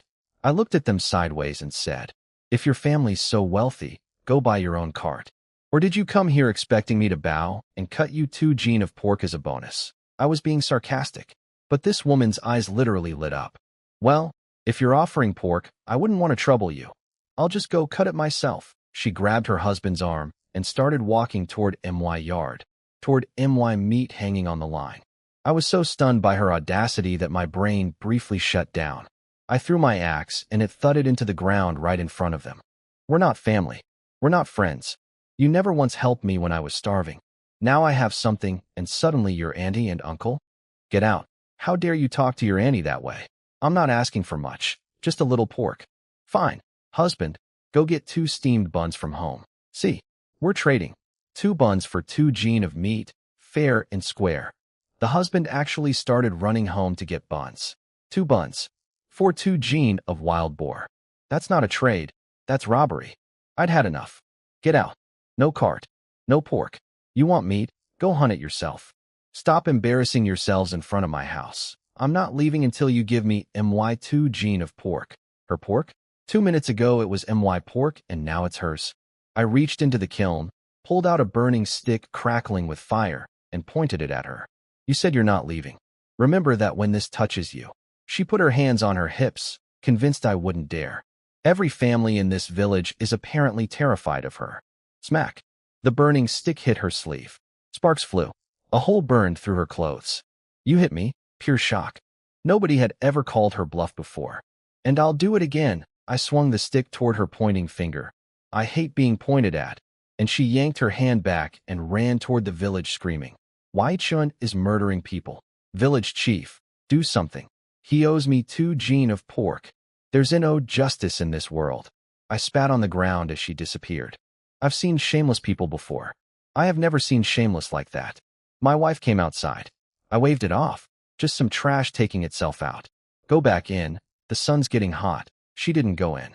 Instead, she looked at the kiln curiously. "How long does this take?" "I need to keep the temperature steady until tomorrow morning." "That long?" "Yeah, but one batch is 1,000 bricks. I figure our house needs 60 to 70,000. If I build a second kiln and run them both, I can finish in under 2 months." She nodded and went back inside.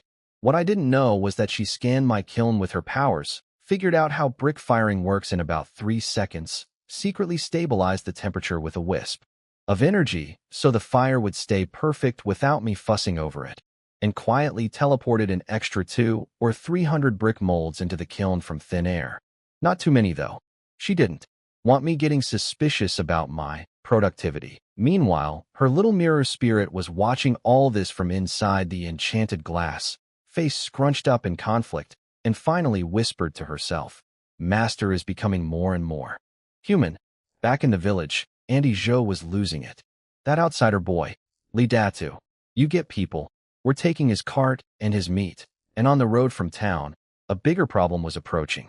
A gang of thugs on an ox cart, led by someone called Tiger Bro, had just spotted my straw hut in the distance. They could see my brand new ox cart parked outside. Tiger Bro pulled out a knife, licked his lips, and grinned at his boys. Time to work. And I was just sitting by my kiln, feeding sticks into the fire, thinking about house blueprints. I was sitting by my kiln, drawing house plans in the dirt with a stick, muttering to myself like a happy maniac. Two-story house here. Big wooden fence around the whole thing. Real logs, not these twigs I've got now. Bamboo garden in the back. Vegetable plots over there. September planting. Celery, spinach, lettuce, garlic, chili peppers, green onions, cabbage. Sweet potatoes go in the farmland. Can't waste yard space. Sweet potato noodles sell for 20 won a gene. If I scale up, I could open a whole noodle factory. Hire villagers to work the fields, pay them wages, and I just sit back and collect money. I was basically one step away from drawing a corporate org chart in the dirt when something hit me in the back. A rock. I jumped up. 6 mean-looking guys were walking toward me, all holding knives. I assumed Zhou Zuihua sent them. So this is what that shameless woman's solution is. Sending thugs? I've never met anyone this disgusting in my life. I grabbed my carrying pole off the ground and cracked my neck. You want to bully me? Let's see if you've got the skills. The leader, some punk called Tiger Bro, waved his knife and laughed. Get him, boys, they charged. Big mistake. I am a level 1 warrior now. Strength of an ox. 800 gene of force. The first guy got the pole across his face and flew 3 meters backward like a rag doll. These were regular thugs. No cultivation, no training. Against an actual warrior, even a beginner, they had 0 chance. Eat this. I cracked Tiger Bro across the skull, and he staggered backward seeing stars. 6 guys, 1 carrying pole, 30 seconds. All of them were on the ground groaning. Go back and tell that woman. Yichun is not made of soft dough. Come at me again, and I'll break more than your pride. My uncle is a level 3 warrior, Tiger Bro yelled while running. You're dead.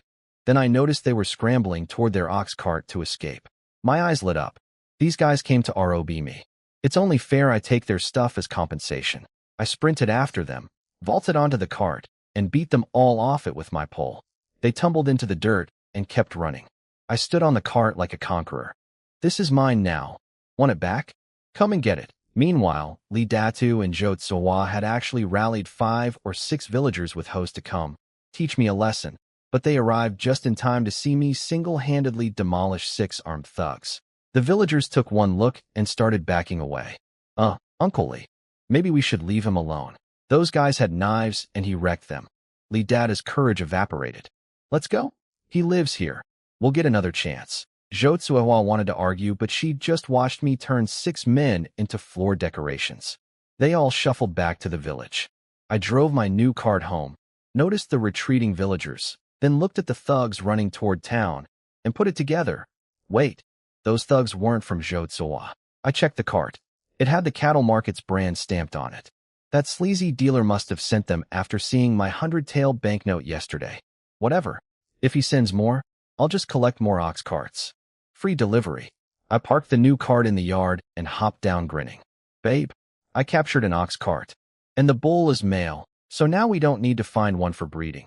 Our cows can make babies. She leaned against the doorframe, gave me her signature look of affectionate exasperation, and went back inside. After lunch I was playing with De Huang when the little guy's eyelids started twitching. Then, they opened. Tiny round eyes looking up at me for the first time. Babe. De Huang opened his eyes. Look. I ran over and held him up to my wife. The puppy looked at us both, then stuck out his tiny pink tongue and licked my palm. My heart exploded. My wife actually smiled and reached over to pet his head. Even she couldn't resist this level of cute.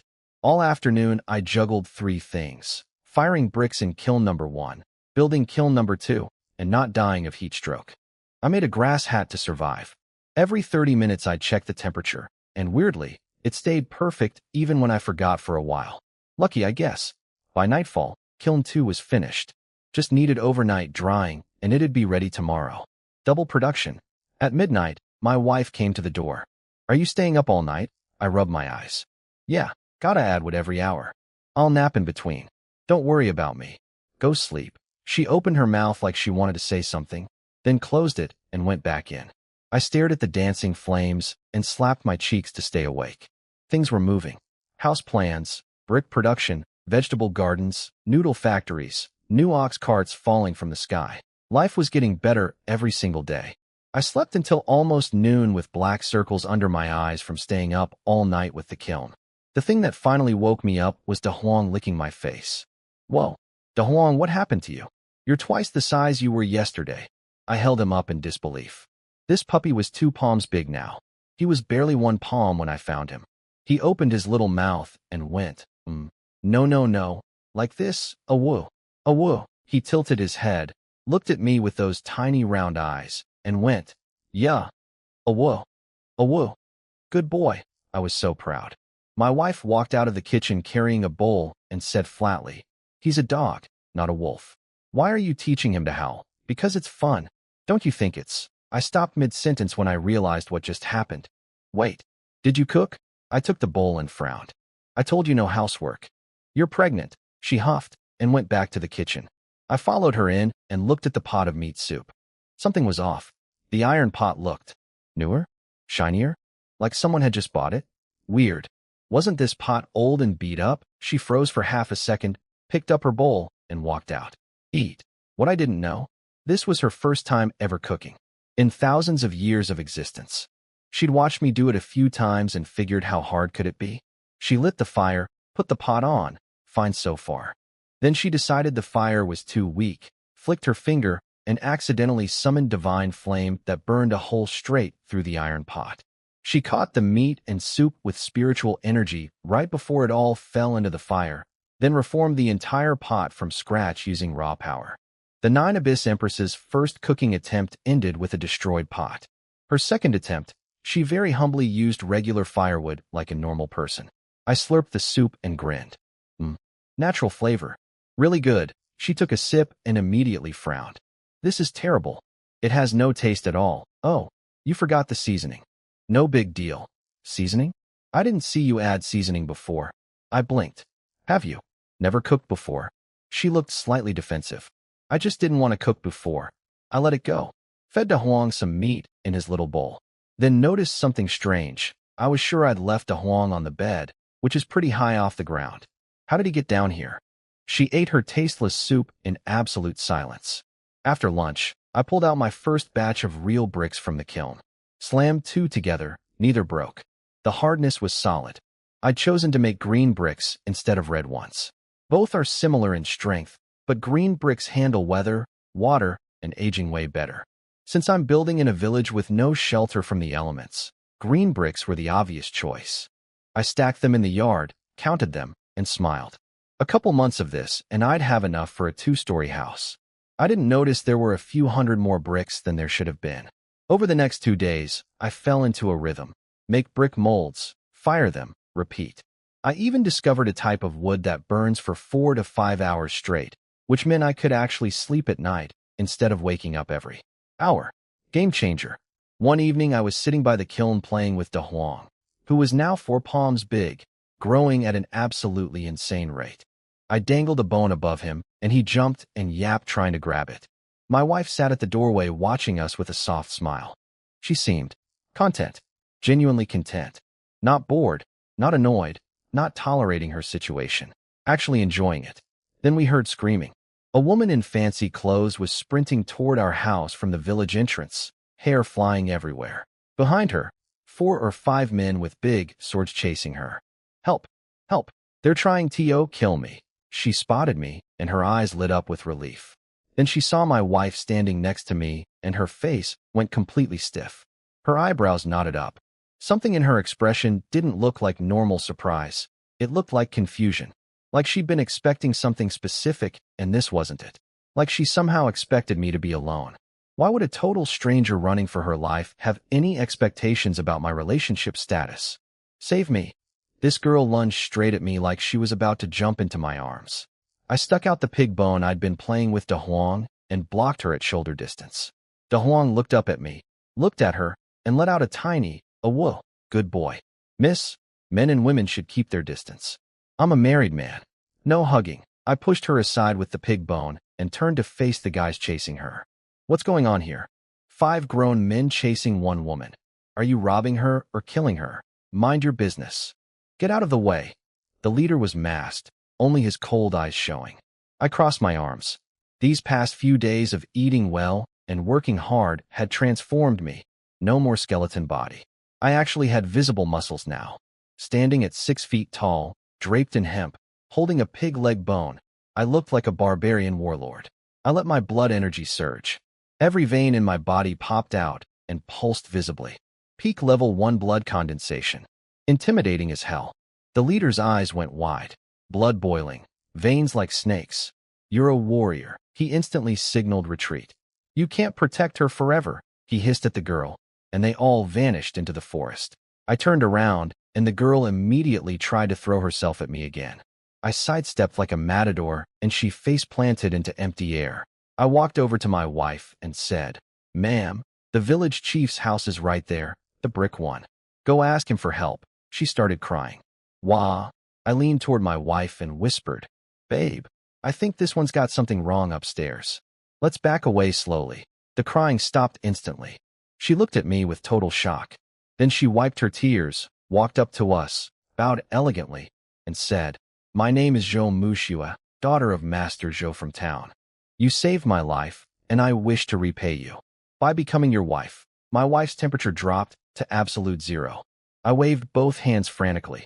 "No, absolutely not. Saving you is nothing. I already have a wife, the only wife I will ever have. Please forget this idea immediately." My wife's icy expression thawed noticeably. She was pleased. Zhou Muxua bit her lip and made the most pitiful face. "Do you truly find me so repulsive? This isn't about repulsive. Your whole value system is broken. Let me explain with an example. I save you. You marry me. Fine. Then next week someone else saves you. Do you marry him too? Then a third guy saves you. Wife number 3? At 1 rescue per year. By the time you're 60, you'll have married 40 husbands. Ma'am, please." I pulled my wife back another step. "Miss, have some self-respect." My wife actually laughed. Out loud. Then she glanced at me with something dangerously close to affection. Zhou Muxua looked like her brain had crashed. She clearly expected a very different version of me. Someone quiet, lonely, easy to approach. Where had that guy gone? And why was there a woman here who shouldn't exist in whatever scenario she'd imagined? Something about this girl felt off. She looked at my wife with a flash of something cold. Then her expression went soft and helpless again. "It's getting dark. Those men might still be out there. Could I please stay here just one night?" "Sure. The village chief's house is right over there. Big place, plenty of room. Off you go." "But I don't know them. What if they have bad intentions?" "And you're sure I won't have bad intentions?" "Go to the village chief. I've got no room here. I could share the bed with your wife." My wife's face went arctic. "Absolutely not. My wife is pregnant. Bad sleep affects the baby. You are not staying here." End of discussion. She switched tactics, sidled up to my wife with glistening eyes. "Big sister, you're so beautiful. You must be so kind. Just let me share your bed. I'll take up barely any space." That was the last straw. I hate this fake sweet manipulation garbage. I stepped forward and declared, "Don't call her your sister. She's my wife. In this household, I make the decisions." I said a no, and I mean no. My wife slowly raised one eyebrow and looked at me. Okay, maybe I shouldn't have said the "I make the decisions" part out loud, but I'm standing by it. For now, while she's still looking at me like that. My wife raised that eyebrow at me. The "I make the decisions" eyebrow, and my entire tough guy energy vanished like smoke. I grabbed her hand, pulled her into the yard, whistled for De Huang, and slammed the gate shut behind us.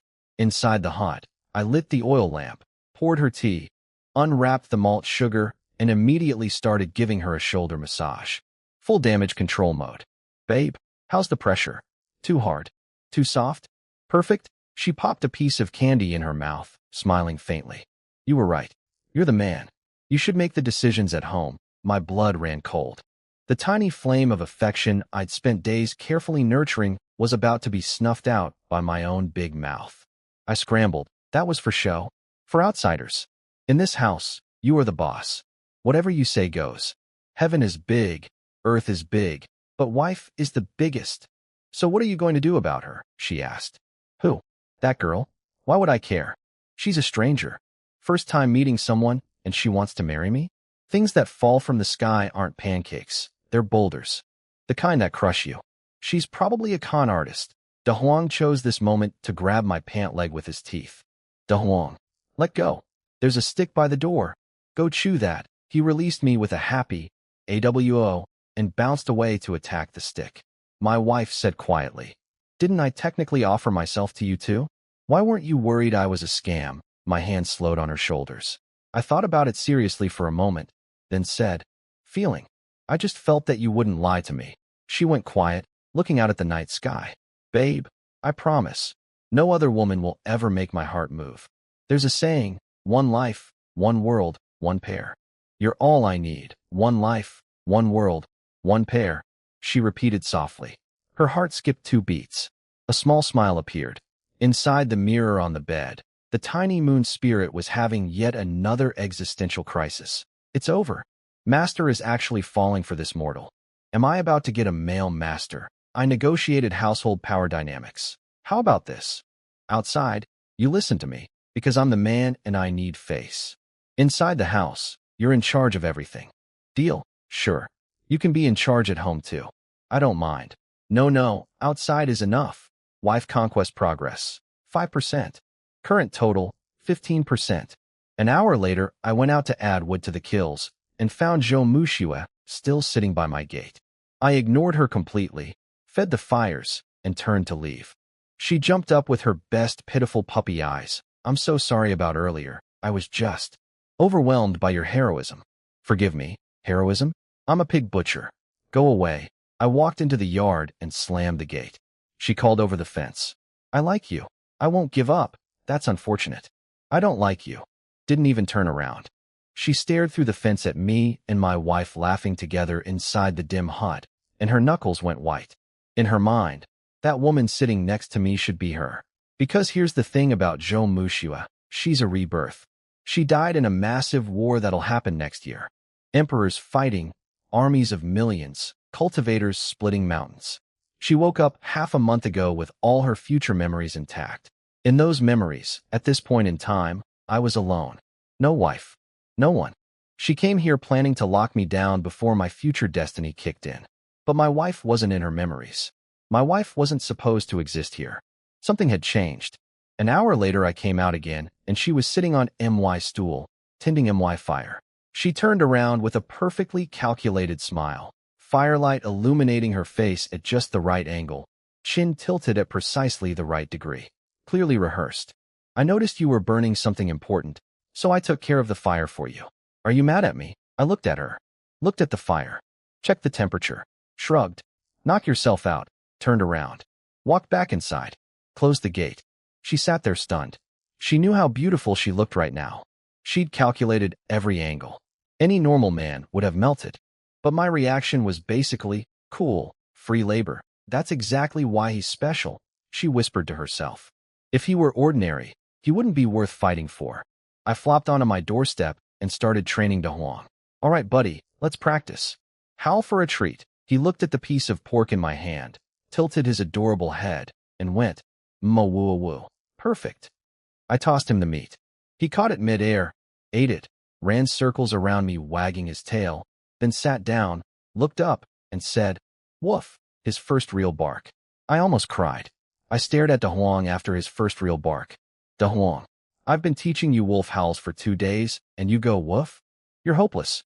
You're actually a dog." He tilted his head, pawed at my pants, and when I scratched his head, he rolled over in pure bliss. Then he sat up straight and gave me his best. "A whoa, that's my boy.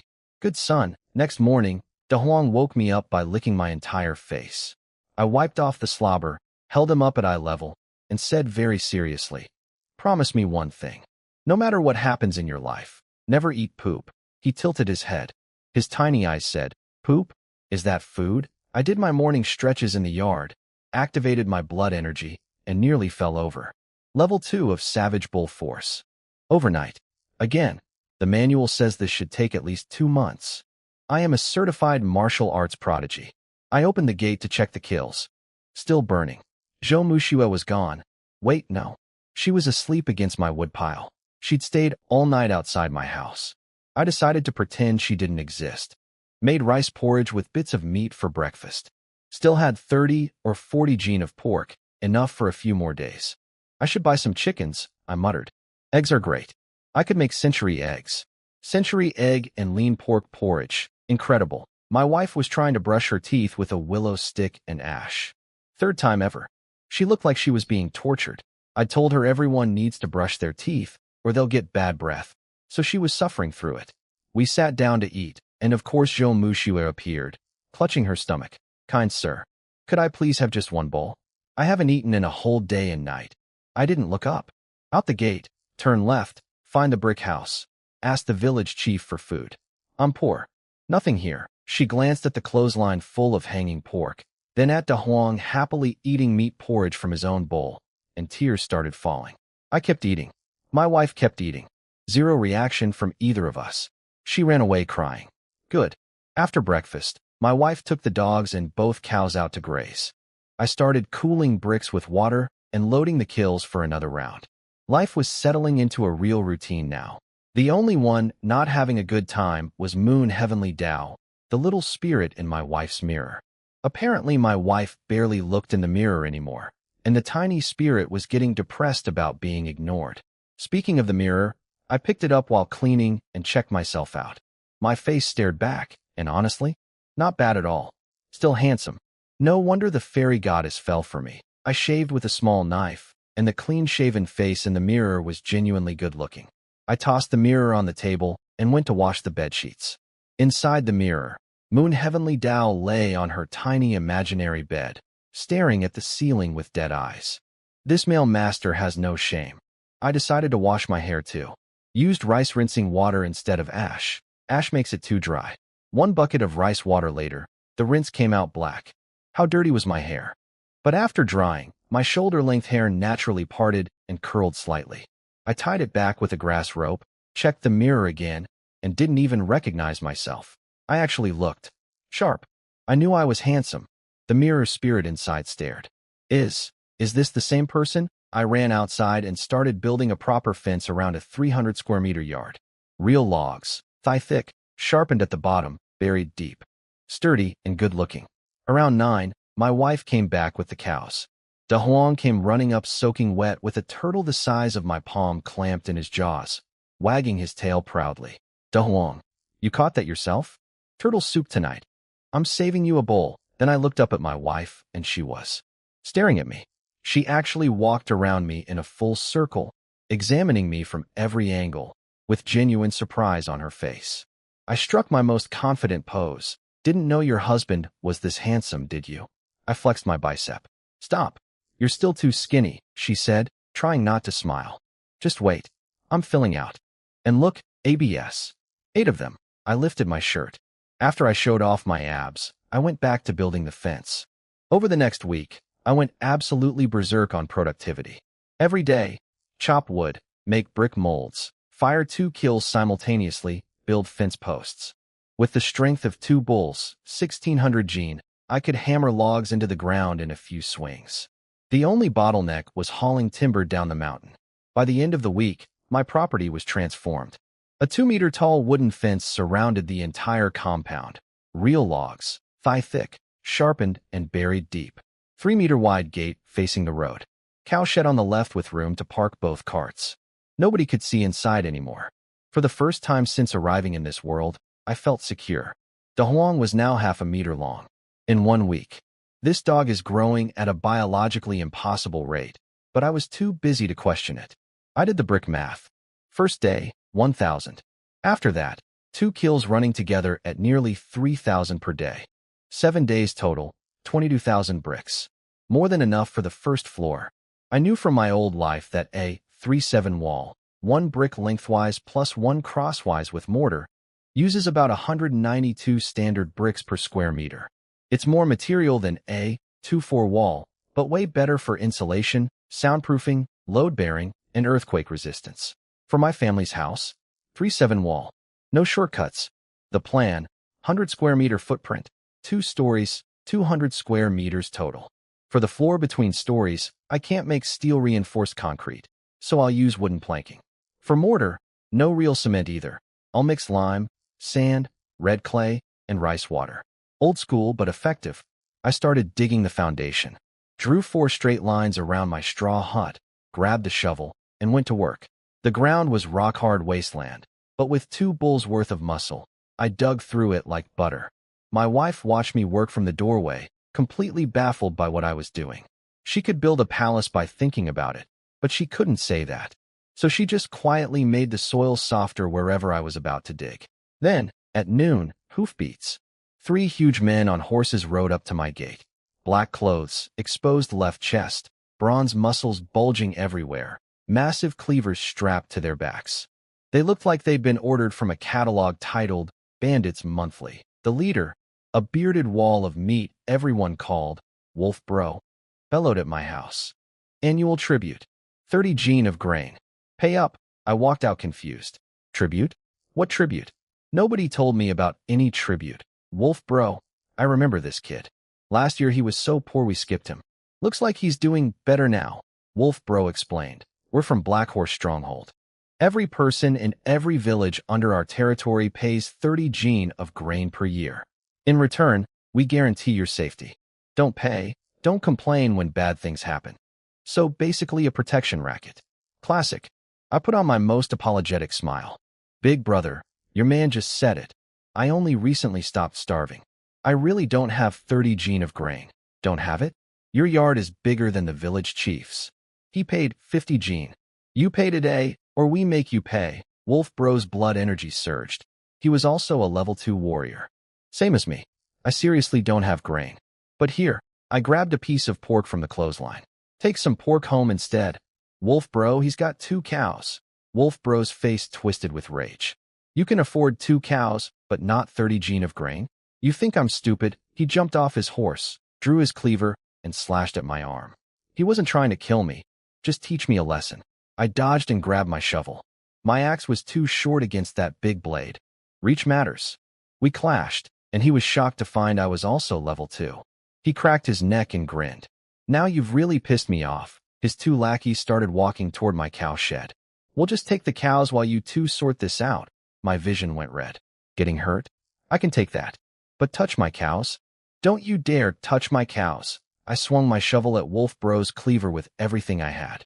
The cleaver cut my shovel clean in half. Well, that's not ideal. I dropped the broken handle, grabbed a tree trunk the size of my thigh, 2 meters long, solid wood, and swung it like a baseball bat. 2 bulls of strength made it feel like a twig. Then something weird happened. Time seemed to slow down, and suddenly my brain was flooded with spear techniques. Like someone had downloaded a combat manual directly into my skull. I just knew how to fight with a long weapon. The tree trunk in my hands felt like an extension of my body. I twisted and thrust the trunk at Wolf Bro from an impossible angle. It smashed into his chest and launched him through the air. He coughed blood mid-flight and crashed outside the yard. I spun toward the 2 goons heading for my cows and roared. Taste my spear, sent them both flying. All 3 of them scrambled onto their horses, bleeding from the mouth. You'll regret crossing Black Horse Stronghold. Regret your mother. I spat on the ground and slammed the gate. I ran inside grinning like a maniac. Babe, did you see that? 3 warriors and I beat all of them. She shook her head, smiling. You're the strongest, but that memory thing. Where did those spear techniques come from? I don't have a cheat ability. Unless it's a hidden one. Only activates during combat. My brain was spinning with possibilities. I fixed my broken shovel handle and went back to digging. Figured the bandits were all talk, like every other bully I'd dealt with. I was wrong. At dusk, the thunder of hooves rolled through the village. Not 3 horses. Dozens. I grabbed my tree trunk and walked outside. A wall of torches was surging toward my house from the village side. The sound of men shouting, women screaming, children crying. They were herding the entire village toward me. My wife came out too. I pushed her behind the gate. Stay inside. I've got this. The riders stopped in front of my yard.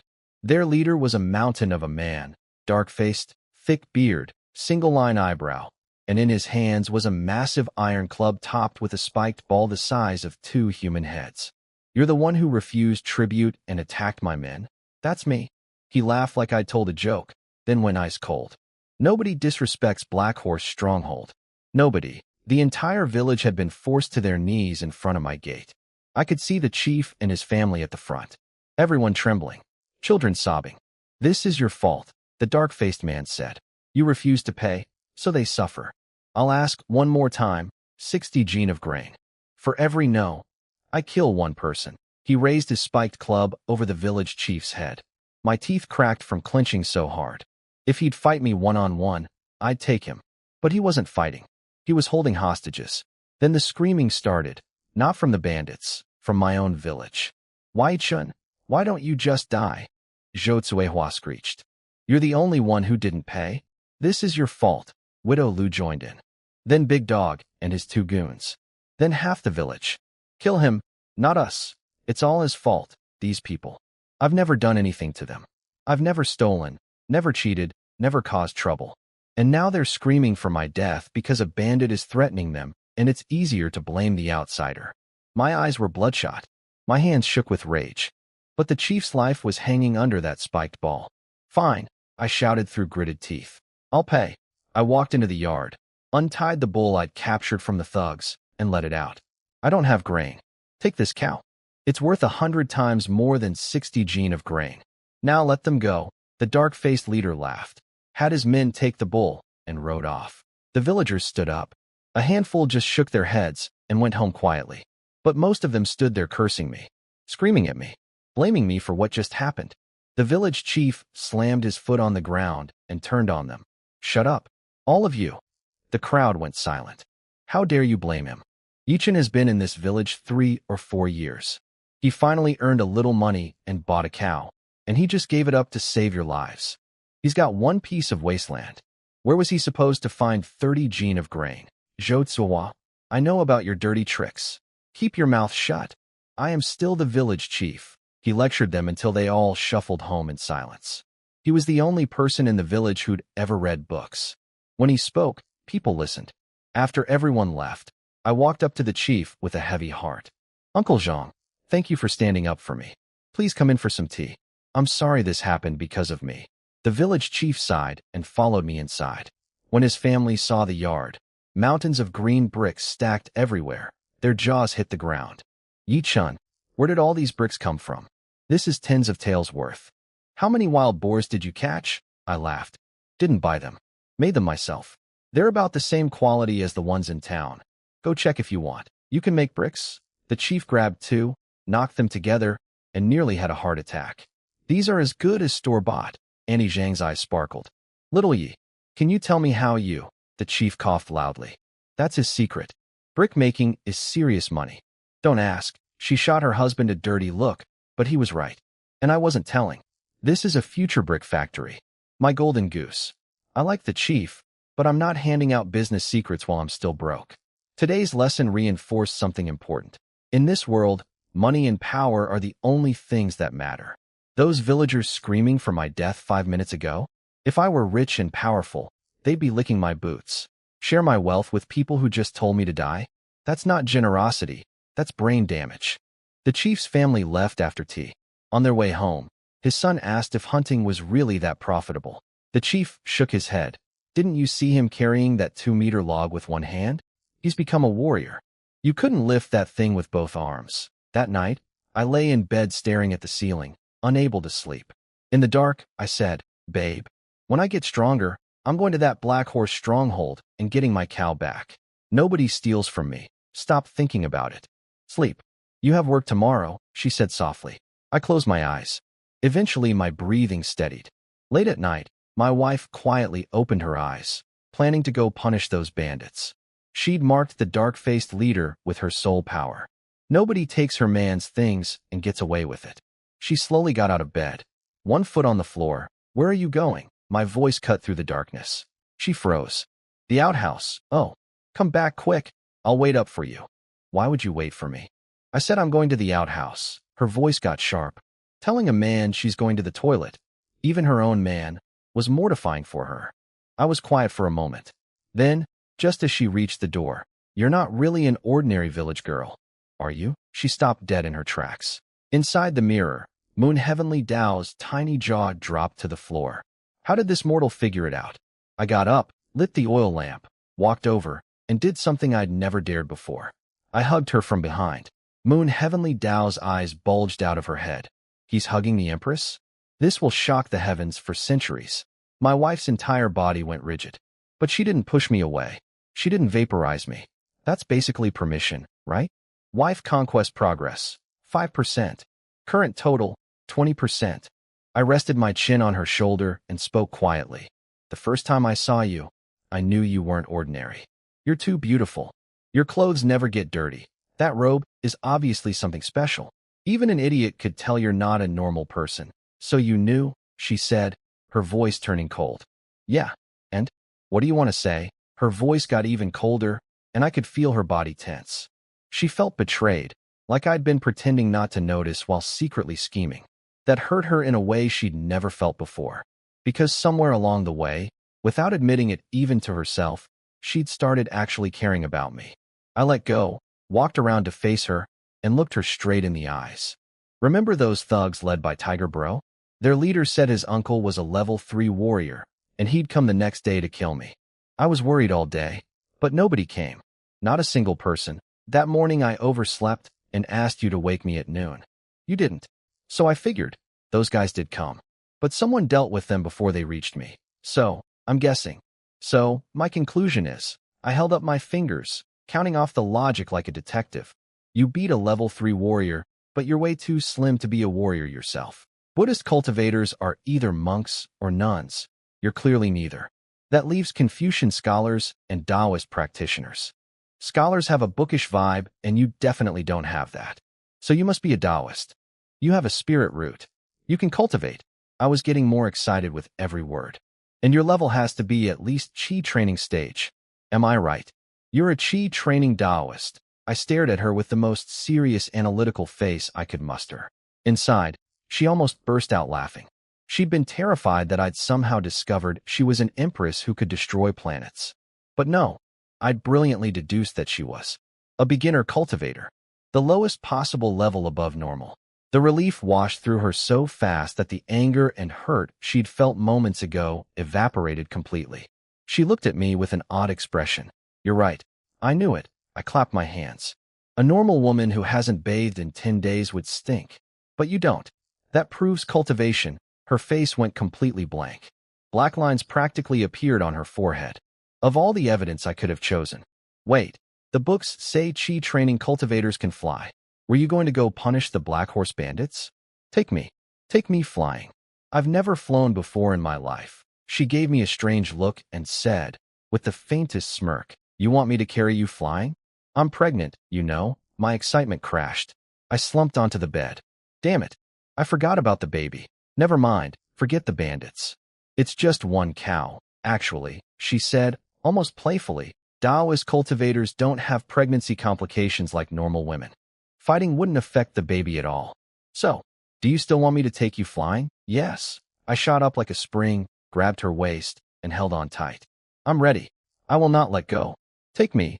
We're still inside the house. Oh, right. Outside. I sprinted to the yard, bouncing on my heels like a kid on Christmas morning. She walked out calmly, smiled, and held out her hand. Just hold on. I grabbed it. Then my feet left the ground. Where's the cloud? I blurted, staring at the empty air beneath us. Aren't we supposed to stand on a cloud? She frowned slightly, thinking, does flying require a cloud? No, but apparently he thinks it does. She waved her hand, and a fluffy cloud materialized under our feet. Yes, that's it. Now fly. Go, go, go. All right then. What she considered slow was approximately the speed of a fighter jet. If she hadn't wrapped me in an invisible protective barrier, my face would have been ripped off by the wind. The landscape below blurred past. Mountains, rivers, forests, all gone in seconds. Babe, slow down. I can't see anything. She glanced at me. This grown man gawking at everything like a toddler seeing snow for the first time, and smiled. He really is entertaining. We landed outside the Black Horse stronghold minutes later. Massive wooden gates, watchtowers, torches. It looked like a proper fortress. Babe, don't help yet. Let me fight first. I didn't get enough action today. If I can't handle it, I'll yell, and then you jump in. She shook her head with a helpless smile. Fine. Your call.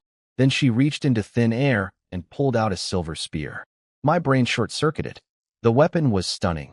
2 meters long, gleaming silver, intricate patterns flowing along the shaft, the spearhead radiating cold, sharp light. This is for you. It's called Jade Dragon's Cry. Storage space. That's a storage space, right?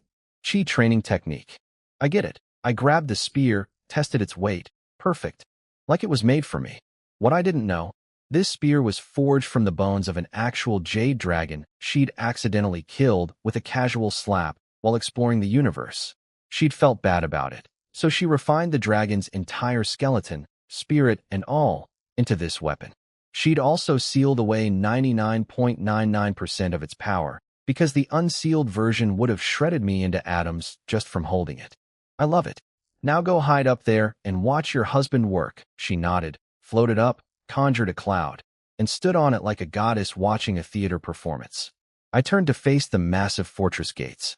Adrenaline surging, silver spear gleaming in the moonlight. Sentries spotted me and drew their bows. Who dares approach Black Horse Stronghold at night? I grinned, spun my spear, and charged. Your grandfather, that's who. Eat my spear, boom. One swing of my spear, and the massive wooden gate exploded off its hinges and crashed flat. Two sounds, the hit and the landing. Beautiful. Who dares attack Black Horse Stronghold? Kill him. Torches lit up everywhere. Hundreds of bandits swarmed toward me. 3 leaders stepped out front. The big boss, Jade-Faced Tiger, tall, white-skinned, holding a sword, staring at me like I was a math problem he couldn't solve. Why would a level 2 warrior attack his fortress at midnight? The second boss, flowing cloud leopard, pretty boy with twin red daggers on his hips. And of course, my old friend Blackface, the one who stole my cow. He spotted me, and his eyes went wide with fury. You again? You have a death wish. He didn't even bother grabbing his weapon. A level 9 warrior versus level 2? That would be insulting to his fists. He charged. The ground shook with each step. His blood energy was boiling so hard I could feel the heat from 10 meters away. One massive fist rocketed toward my chest. I thrust my spear at him. He flicked it aside with one finger, then punched again. What the? I barely got my spear horizontal to block. His fist hit the shaft, and the impact traveled through the metal into my arms like lightning. My bones screamed. I flew backward 15 meters before my feet found the ground again. My arms were completely numb. I shook them out, gasping for breath. The spear held though, not even bent. Good spear. I looked at the army of bandits staring at me. Walked forward, step by step, pointed my spear at Blackface. I wasn't ready. Let's go again. He grinned like a predator. Cracked his neck. Then behind him, a massive blood-red bear materialized from his energy, the sign of a peak level 9 warrior whose blood force has taken physical form. The manual mentioned this. At level 9, your blood energy becomes so dense it manifests as your technique's spirit animal. If I ever maxed out Savage Bull Force, I'd get a blood-red bull behind me. Cool. Except he's level 9, and I'm level 2. That's 7 entire stages of difference. 7,200 gene versus my 1,600. This isn't a fight. It's arithmetic, and the math says I'm dead. But I'd already kicked down his front door, so backing down wasn't really an option either. I raised my spear, put on my coldest smirk, and said, "A mere level 9 warrior? This spear will teach you some manners, huh? I hope you can survive one punch." He charged again. Faster this time. The air itself was screaming around his fist. I braced my spear, set my feet, watched him coming at me like a freight train, and every survival instinct in my body activated simultaneously. Forget it. Babe, hit him. I threw my spear straight up into the sky. A figure appeared from the clouds. My wife caught the spear midair, and without any visible effort, let out a single cold humph. That one syllable hit every single person in the stronghold like thunder inside their skulls. All 3 leaders started bleeding from their eyes, ears, nose, and mouth. They looked up in horror. Floating in the sky was a woman in black robes, silver spear in hand, and coiling around her body, a jade dragon. A living, snarling, glowing dragon, its eyes locked on them with ancient fury. Every bandit in the stronghold dropped to their knees simultaneously. The 3 leaders' legs gave out like wet noodles. In their world, anyone who can manifest a dragon is on a level so far above them that resistance isn't just futile, it's conceptually impossible. Then my wife casually pointed the spear at the sky. The dragon roared, shot upward, and punched a hole clean through the cloud cover. Moonlight poured through the gap like a spotlight, illuminating hundreds of terrified faces. I got chills. The good kind. She floated down next to me, and I immediately gave her a thumbs up. Awesome. Something flickered in her eyes. Was that pride? She'd spent centuries receiving worship from millions and felt nothing but one word from her skinny husband, and she was actually pleased. I took the spear back and waved it around. Wait, where's the dragon? How come it's gone? She gave me a flat look. You don't have spiritual energy. Disappointing. I walked over to Blackface, who was kneeling with blood trickling from every hole in his face, and started tapping his head with the spear shaft. Where's that attitude now? Come on, be tough for me. Show me that scary face again. He said nothing. His face was purple from humiliation. I stabbed the spear into the ground, cracked my knuckles, and announced, "You said you hoped I could take your punch. Well, now let's see if you can take mine." I wound up everything I had, all my blood energy, and slammed my fist into his chest. He didn't move. Not 1 inch. I bounced backward 4 steps, shaking my stinging hand. He looked at me like I was a mosquito that had just landed on him. Right. Level 9 warrior. Reinforced skin, muscles, and bones. I could punch him all day and he'd probably just get bored. I cursed under my breath, shook out my hand, and shouted, "Where's my COW? Give me back my cow right now." The 2 bosses stared at me in disbelief. This guy attacked their entire fortress. For a COW? Jade-faced Tiger stepped forward diplomatically. "May I ask your esteemed name?" "I am the first chief, Jade-faced Tiger. This is my second brother, Flowing Cloud Leopard. The one who angered you is my third brother, Blackface Bear." I noticed something. These bandits all use cool nicknames. My eyes lit up. I straightened my spine, cleared my throat, and declared with maximum gravitas, "My name is Dust Heavenly Emperor." Both chiefs went rigid with respect. Behind me, my wife turned her head and tried not to laugh. I heard her mutter under her breath, "Dust Heavenly Emperor." What goes on inside his head? "We greet the Dust Heavenly Emperor." They bowed deeply. I waved them up. "Relax. We had no quarrel until you stole my cow. Give it back and we're good." But Jade-faced Tiger got serious. "Dust Heavenly Emperor, we're not common bandits. We're a resistance movement. The Emperor is old and losing control. His 8 princes are fighting each other, splitting the Confucian, Taoist, Buddhist, and warrior factions. The nation is crumbling, and the Qingyan Empire next door is preparing to invade. We're right on the border, 3,000 li of mountains, and the enemy is on the other side. We formed this stronghold to survive what's coming. If you and your wife would lead us, nope. We would make you supreme commander, nope. I'm just a village guy. My entire life ambition is wife, kids, warm bed. 2 empires want to fight? Not my problem. Right, babe?" She nodded. She liked her current life. Simple, peaceful, no scheming. But Dust Heavenly Emperor, we're on the border. When war comes, we'll be hit first. Then we'll move. Bye. Blackface Bear limped over with my cow. I checked it. "Yep, that's mine," and grinned. "Nice doing business. See you never." I turned and walked out without looking back. Wife, kids, warm bed. That's the whole plan. Later, my wife grabbed me and the cow, and we shot into the sky. The stronghold chiefs watched us vanish into the clouds. 1 man, 1 woman, 1 very confused cow. The cow arrived home foaming at the mouth with empty eyes. It had never imagined flying was part of the cow experience. Next morning, back to routine. Breakfast. My wife took the cows out to graze. I dug the foundation. Then I heard hoofbeats. Again. I grabbed my tree trunk and went outside ready to fight. But Blackface Bear jumped off his horse, bowed, and said, "Dust Heavenly Emperor, I was blind and foolish. Please accept our apology and this gift of 600 gene of grain." 6 guys unloaded huge sacks from their horses. "I'm not joining my big brother insisted. If you don't accept, we can't go home." Then he spotted my foundation trench. "Are you building something? We're strong. Let us help." Before I could refuse, they'd already jumped into the pit with shovels.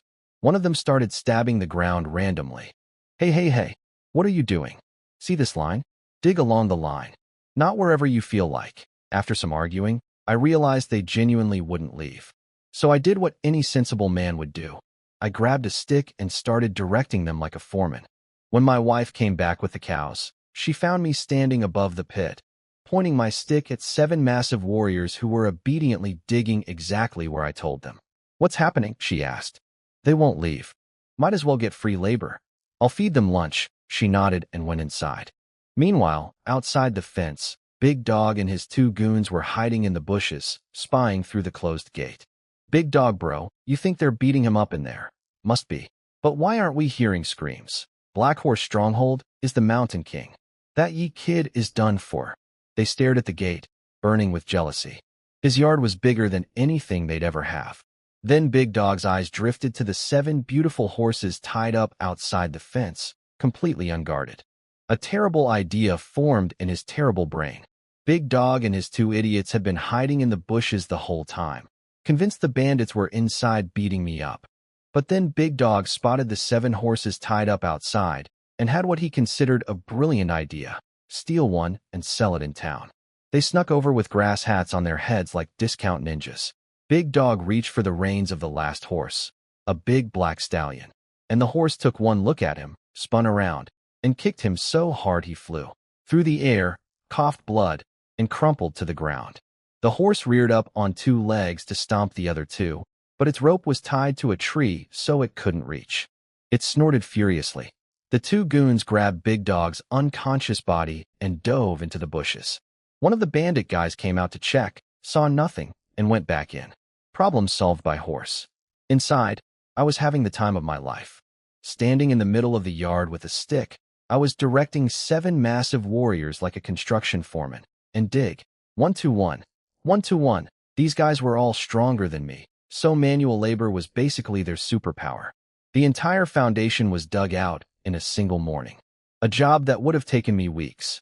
For lunch, I cut 8 gene of pork, cooked several dishes, and steamed 5 pots of rice. Using their grain, of course. My own rice was almost gone. In the afternoon, I mixed up cement, lime, sand, red clay, and rice water, taught them how to lay bricks, and by evening the entire foundation was bricked and mortared. These guys worked like machines. I fed them dinner and sent them home. Black Face Bear rode off muttering to his men, "I'm not coming back tomorrow. Let the second boss come." This was his idea. Why should we do all the work? His guys nodded miserably. They said it was more exhausting than actual combat. That night, lying on my bed with De Huang curled up next to my head, I told my wife, "Let's go to town tomorrow. I need vegetable seeds. It's almost October. If I plant now, we'll have fresh vegetables all winter." Sounds good. Pause. Then, very quietly, almost as an afterthought, she didn't say anything else. But I had a feeling her malt sugar was gone again. Next morning, breakfast, fed the cows, loaded the cart, and headed to town with my wife. The morning fog was drifting through the mountains, actually quite beautiful. In town, I parked at the official cart watching station and got a wooden tag. Match it when you leave and pay a few when for the time. Simple system. Today was different. I'd cleaned up, hair tied back, posture straight, actually looking decent. My wife had also changed out of her signature black robe into normal village woman clothes. She'd been gradually dialing down her beauty for weeks now, so she looked pretty instead of civilization ending. Walking together, we actually looked like a matching couple for once. I spotted a candy figurine vendor, an old man sculpting sugar into animal shapes. My heart jumped. I used to see these at rural markets back on Earth. They disappeared when everyone moved to cities. I grabbed 2 rabbit-shaped ones and handed one to my wife. "Try it." Super sweet. On her shoulder, invisible to everyone except her, the tiny moon spirit was bouncing with excitement. She'd gotten permission to come outside now, and the town market was blowing her mind. Everything was new and fascinating. My wife tasted the sugar rabbit and smiled. "It really is sweet." I grinned and paid the old man 2-1. Then we walked hand in hand through the market while I pointed at different vendors and explained how their products were made. Every time she said something approving, I puffed up like a peacock. A girl brushed past us smelling of expensive perfume. I didn't notice, but she stopped, turned around, and stared at our backs. "Shao Dai," she said to the servant beside her, the same servant girl who'd brought my soup to the Zhang mansion. "Don't we know that man?" Shao Dai, the servant girl, caught up to me and tapped my arm. I turned around and recognized her immediately.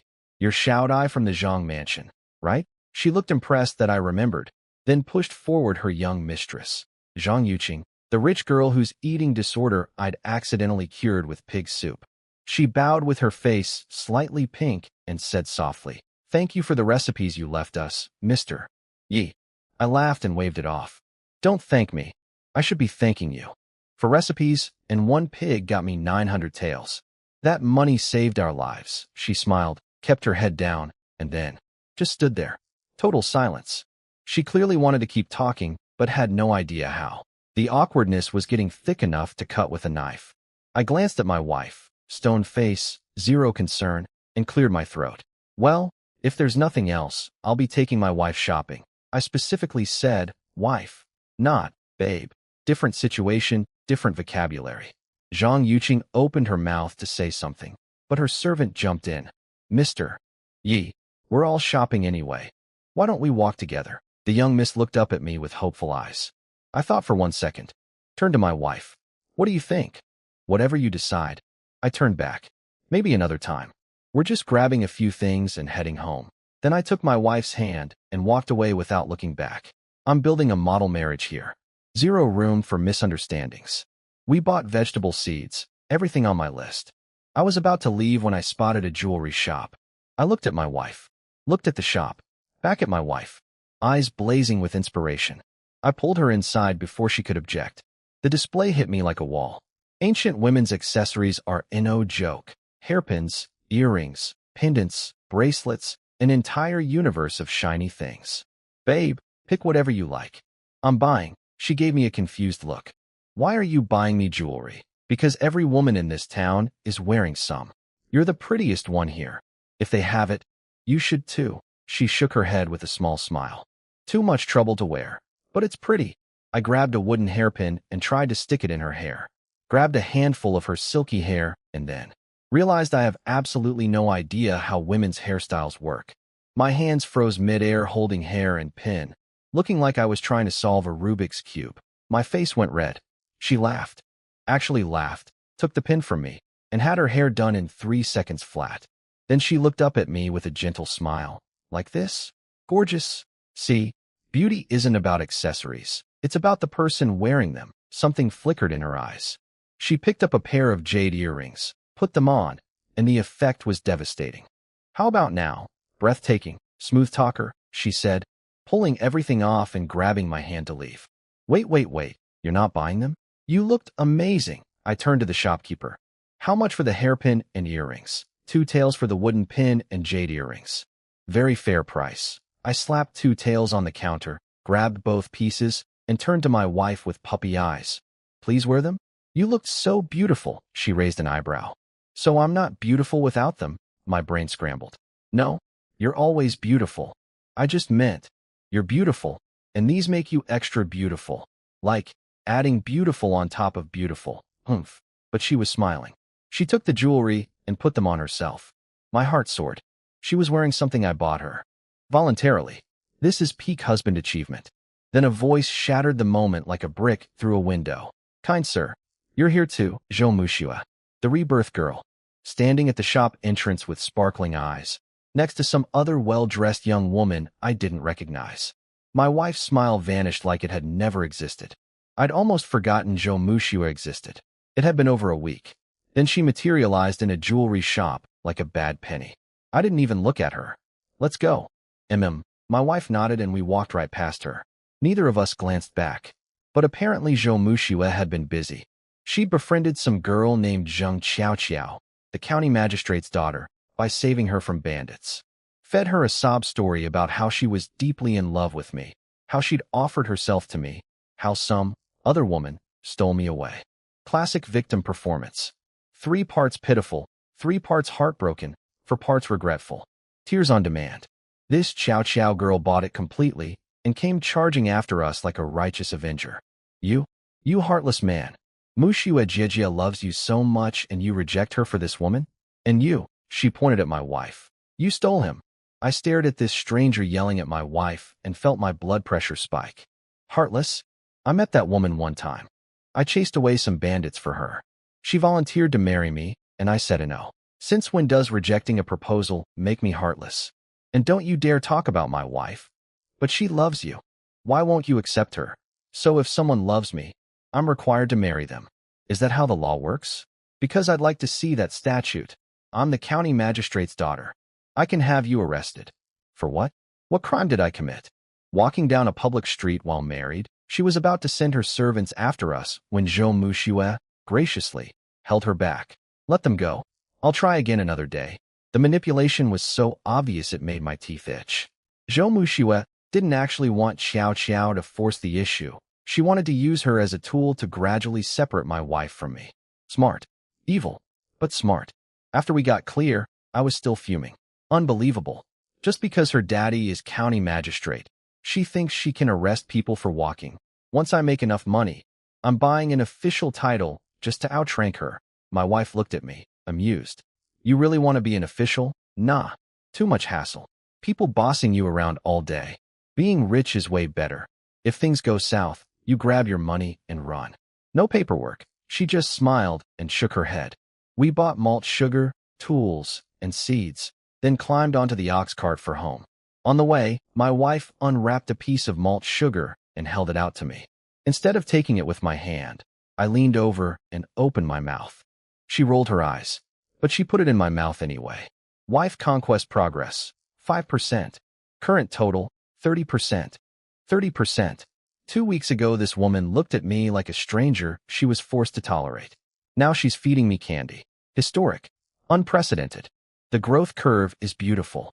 Riding along chewing my candy, an idea hit me. Babe, what if I build a proper brick factory in the village? Hire the villagers to work for us. We make the bricks. They do the labor. We sell the product. Steady income, scalable business. She frowned slightly. Would those villagers work for us? They seemed pretty hostile last time. I stood up on the moving cart, held up a stick like a professor's pointer, and declared, "This is where you don't understand business. My dear, all people chase profit. That's the fundamental law of economics. Fighting is about who has bigger fists. Business is about relationships. You give them something they want. They give you something you want. Those same people who cursed me last week will be begging for jobs once they see the money." She looked up at me, standing on an ox cart, waving a twig, delivering a lecture on capitalism to a cow and an immortal empress, and laughed softly. "All right, I'll follow your lead." I was sitting on the ox cart, running my mouth about capitalism and brick factory logistics, feeling like a business genius. My wife listened, nodded, and when I used words like stock shares and labor contracts, she tilted her head and said, "You mean imperial court manipulation techniques?" "Yes, exactly. Imperial court stuff. That's what I meant." I wiped the cold sweat off my forehead. I really need to stop accidentally using modern vocabulary. Nobody here knows what capital or shareholders means. As we left the tree line and my wooden compound came into view, I felt a wave of pride. A month ago, this was a broken straw hut. Now it's a proper fenced yard with brick kilns, a cow shed, and a foundation already dug. Once the 2-story brick house goes up, this place will be the most luxurious property in the entire village. Then I noticed someone sitting on the rock outside my gate. A scrawny old man in ragged clothes, eating a steamed bun. Messy hair, dirty face, one leg was lame. I hopped off the cart and walked over.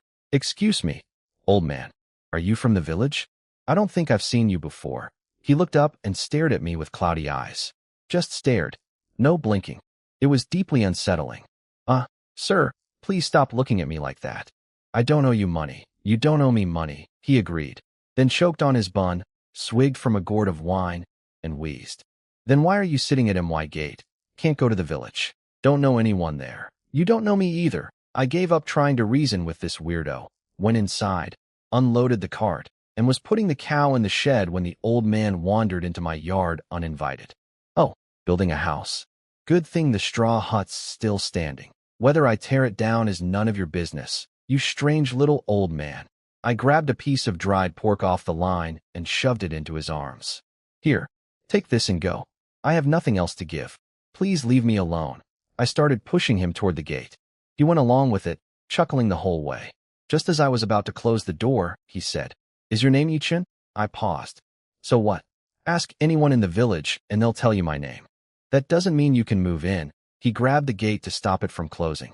Still smiling. "Don't rush. Actually, I'm your servant. Name's Li Chuanxiu. Call me Old Li. My servant? I'm broke. I can barely feed myself. Where would I get a servant? Take your scam somewhere else. I'm not adopting a random old man. I'm not scamming you. Don't you remember? For years ago, I brought you to this village. That made me stop. For years ago, that's when the other Yichen arrived here. The one who looked exactly like me, same name and everything. The one whose life I accidentally inherited when we swapped worlds. I have almost zero information about that guy's past. Was he actually someone important? I narrowed my eyes.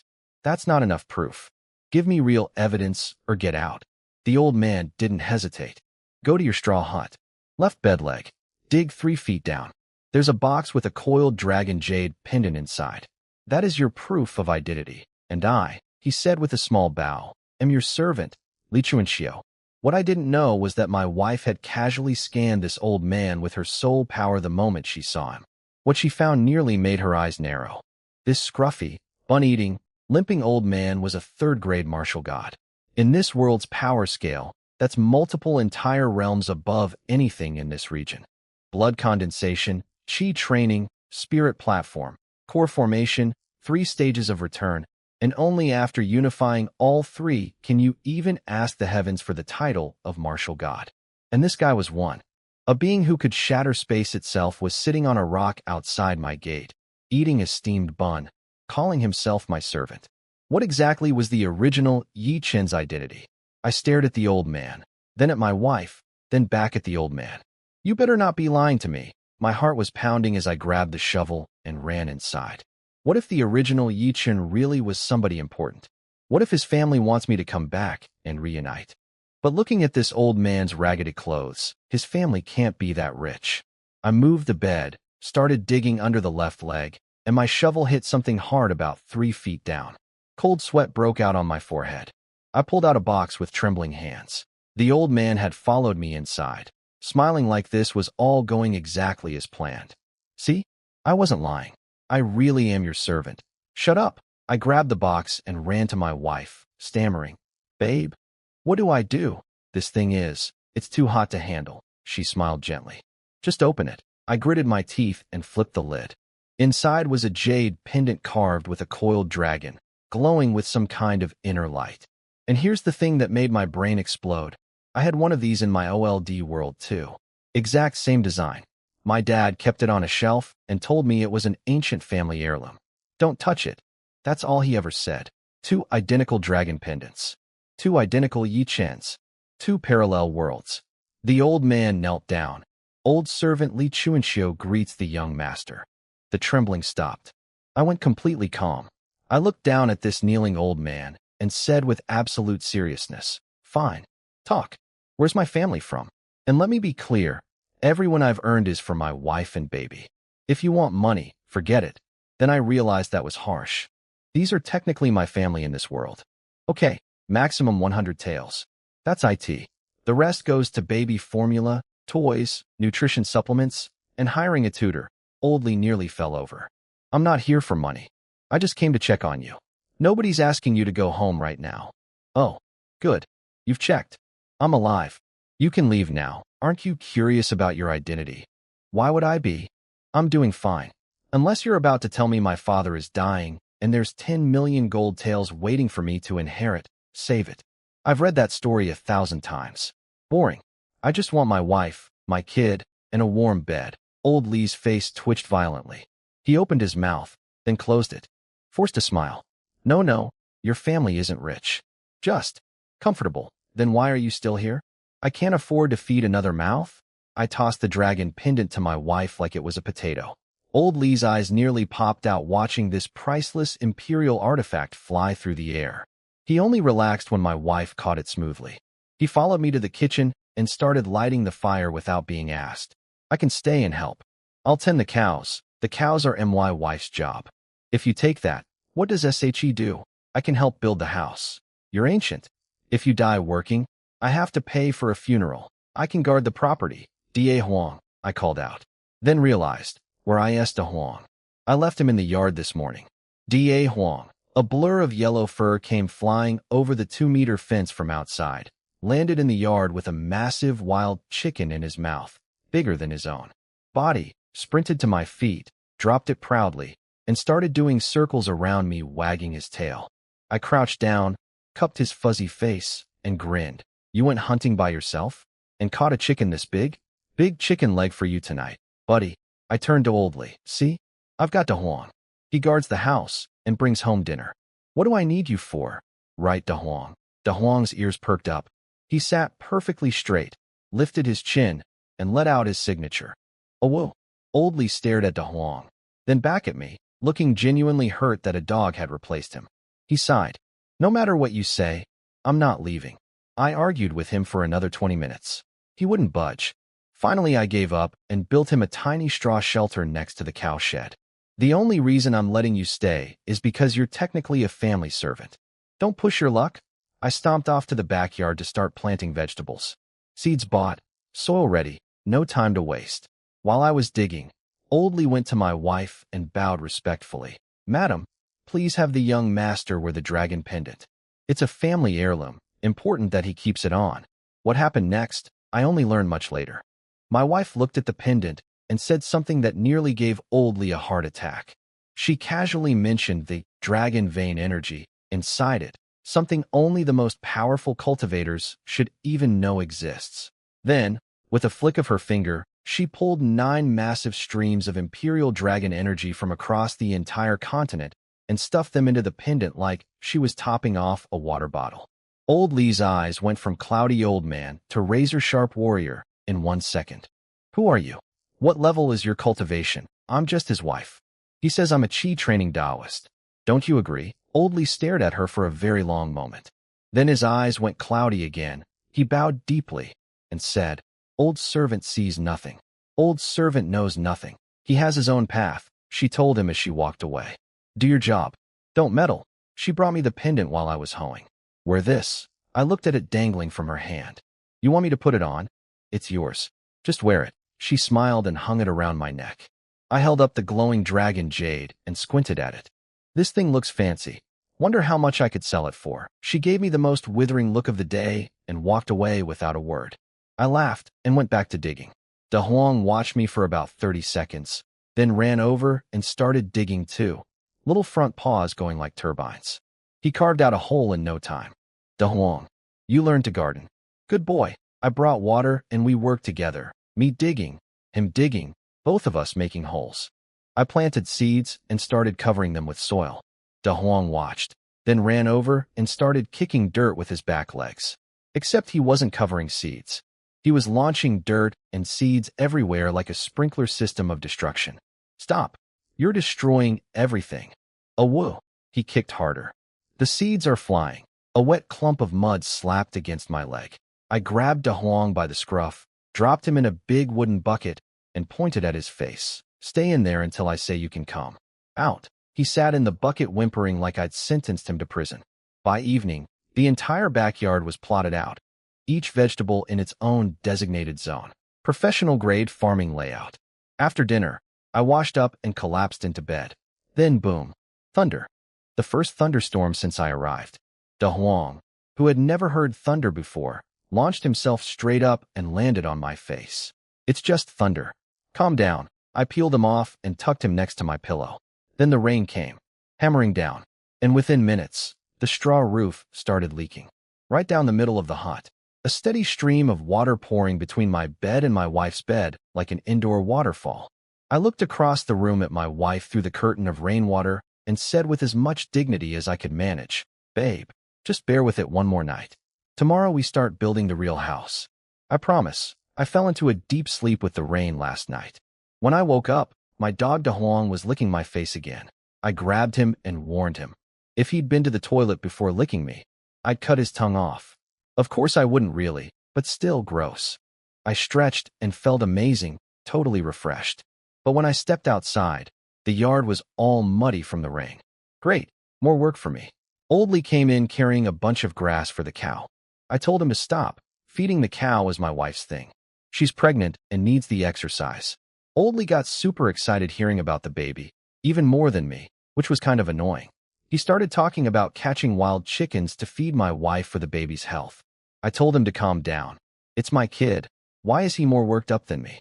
Then Old Lee handed me a wrinkled little booklet he said he found on the road. It was called 9 Dragon Body Refining Technique. I laughed at the fancy name, but I showed it to my wife Qian Yu Jing since she's a Tao master. She looked it over, made some improvements, and said it was actually way better than my current technique. I was shocked. A random thing picked up off the road turned out to be legit? I thanked Oldly big time for that. I read through it and learned that one dragon's worth of power equals 120,000 gene of force. I was thrilled, but when I actually tried practicing it, my body's energy got drained instantly. I felt like I'd shrivel up into a dried husk if I kept going. I stopped right away, drenched in cold sweat. This technique needs tons of supplements to fuel it, which means I need money. Always comes back to money. After breakfast, I started mixing cement to build walls, still feeling weak and empty from that failed attempt. Then I heard horses coming. It was Lu Yunbao, a guy I know, showing up with 8 or 9 men. He said he came to help me build my house. I was so happy, especially since my body was drained. Free labor. So I taught a bunch of tough bandits how to lay bricks and cement walls, like a teacher with a class of students. Meanwhile, Oldly watched from the side, looking pleased. I think he saw these guys as the beginnings of my own crew. Not a bad start, I guess. I set up a plumb line, just a rock on a string, so the guys could tell if they were building the walls crooked. My wife took the 2 cows out to graze while we worked. The bandits were going at it hard, though I could tell their backs were killing them from all the bending. Then Oldly noticed a young guy peeking into the yard. He was skinny with a big head, holding 2 old hens, looking nervous. His name was Zhao Ernyo, and his dad sent him to me with the chickens as a gift, begging me to take him as a student and teach him hunting. I told him I wouldn't take him as a disciple. I'm only 23 or 24, way too young for that. But I said I'd teach him hunting and told him to take the chickens back. He panicked and said his dad would beat him over the head with a stick if he brought them home. So I gave in and let him put the chickens in the cow pen. I figured we needed more meat anyway since I had all these guys working, so I grabbed 2 axes, one for me, one for him, and we headed up the mountain. De Huang came running along too. On the way, I told him hunting is mostly about luck. I showed him my traps, but they'd all been wrecked by last night's rain. Right then, a wild rabbit burst out of the bushes. De Huang chased it, and the rabbit panicked and smacked straight into a tree stump, flipping over. De Huang brought it to me, tail wagging, looking for praise. I rubbed his head and handed the rabbit to Ernyo as a welcome gift. He tried to refuse, but I shoved it into his arms. I'm a hunter, like I'd miss one rabbit. I taught him how to set traps, how to escape if he runs into danger, and warned him never to go deep into the mountain. There's a 4-meter-long tiger in there that almost killed me last time. Then I went off to take a leak. While I was standing there, I spotted a huge bear, 4 meters long, crawling into a cave in the distance. My heart started pounding. That's deep mountain territory, but bear paw is supposed to be one of the greatest delicacies in the world. I tightened my belt and made up my mind. I'm going for it. I've got 1,600 gene of strength now. If I'm careful, maybe I can take this thing down. I ran back and got Ernyo to help me dig a pit. I'm not stupid enough to fight a 4-meter bear head-on. One slap from that thing would either kill me or seriously mess me up. The difference between humans and animals is that we use our brains. About 100 meters from the bear's cave, I carved some big tree trunks into shovel shapes using my strength, and the 3 of us, me, Ernyo, and De Huang, started digging. I only needed the pit about 2 meters deep. Then I sharpened a bunch of hard wooden stakes and stuck 8 of them in the bottom of the pit.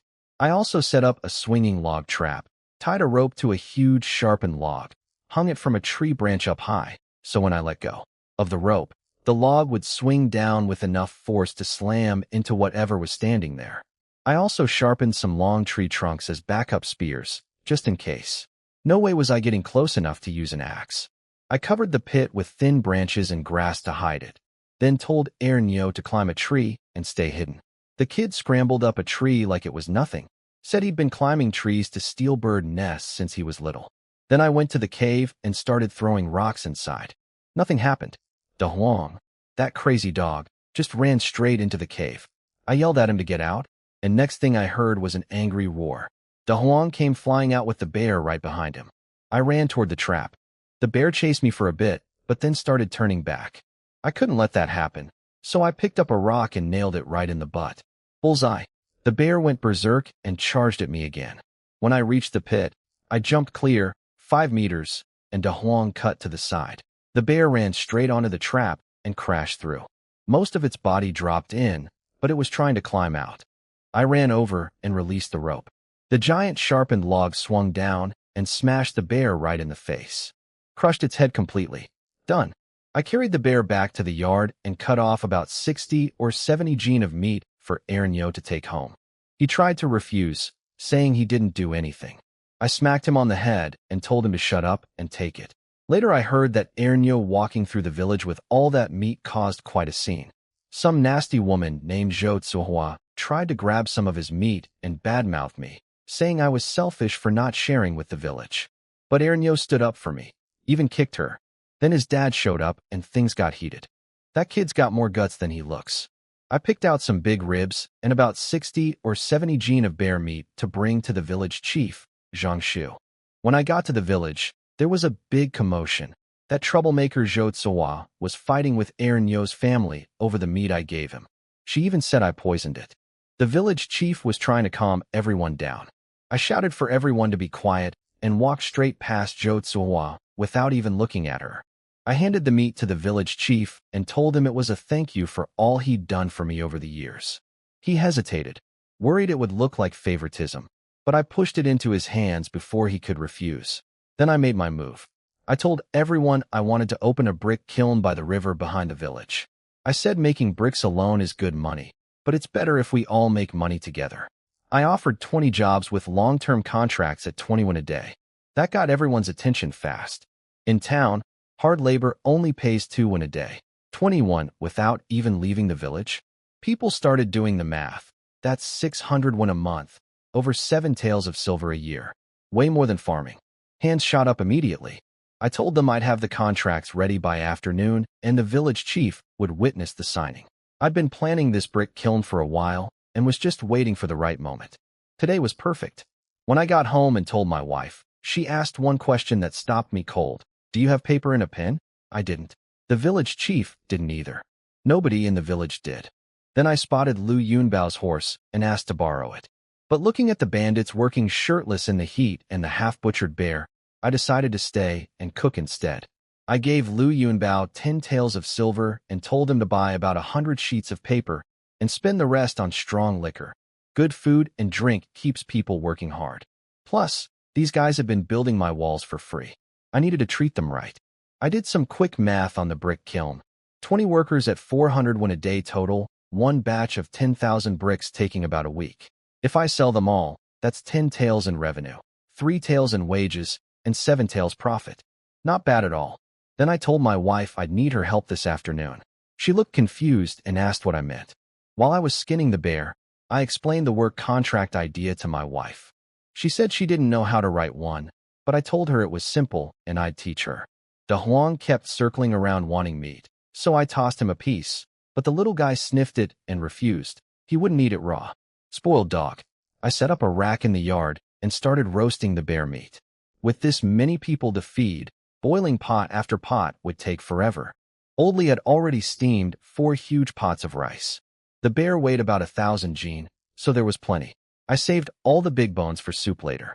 Lu Yunbao came back with the paper, ink, and 7 or 8 jugs of liquor. Paper and brushes turned out to be expensive. He spent 6 taels and brought back 4 and change. I told him to keep it for helping out. I roasted all 4 bear paws golden and dripping with oil, sprinkled on some spices. Incredible. Everyone gathered around eating and drinking. Even Oldly was hanging out with the tough guys, chatting away like old buddies. I brought a bear paw inside for my wife. She tried to eat it delicately with chopsticks, but I told her you have to use your hands. She gave in and nibbled at it with her fingertips. Then I grabbed the mirror and showed her the oil on her face. She blushed, smacked my arm, and told me to get out. I laughed and went back to the party. After everyone ate and rested, my wife and I wrote up 20 work contracts together. Her handwriting was beautiful. I called her my little wifey. To her face for the first time, she just rolled her eyes. When I opened the gate, way more than 20 villagers had shown up. They'd all gone home, done the math, and realized how much money this was. Even Zhou Tsuhua was there, grabbing my sleeve demanding I sign up her husband and son, or pay her 41 a day. I needed to thin the crowd, so I brought out the biggest, meanest-looking bandit, a bald guy, 2 meters tall, built like a tank. I told everyone this guy would be their foreman and whoever was willing to work under him should step forward. The timid ones backed off immediately. 23 people stepped up. 3 extra was fine. Zhou Tsuowa's husband and son hadn't stepped forward, so she started screeching at me, saying I owed her and had to include them or pay her double. Unbelievable. I told Zhou Tsuehua off right in front of everyone. She claimed she'd been good to me, but I asked her, when did she ever give me even a cup of water? All she ever did was shamelessly ask for my stuff. I told her to get lost. She tried to come at me, but the bald guy stepped forward and she fell on her, but in fear. She ran off screaming that my brick kiln would never work. I told the remaining crowd that the 23 spots were full, but I'd hire more when I expand. That calmed everyone down. I noticed Aaron Yo was among the 23. His dad probably figured steady pay beats hunting. I explained the earlier intimidation was just a test of courage.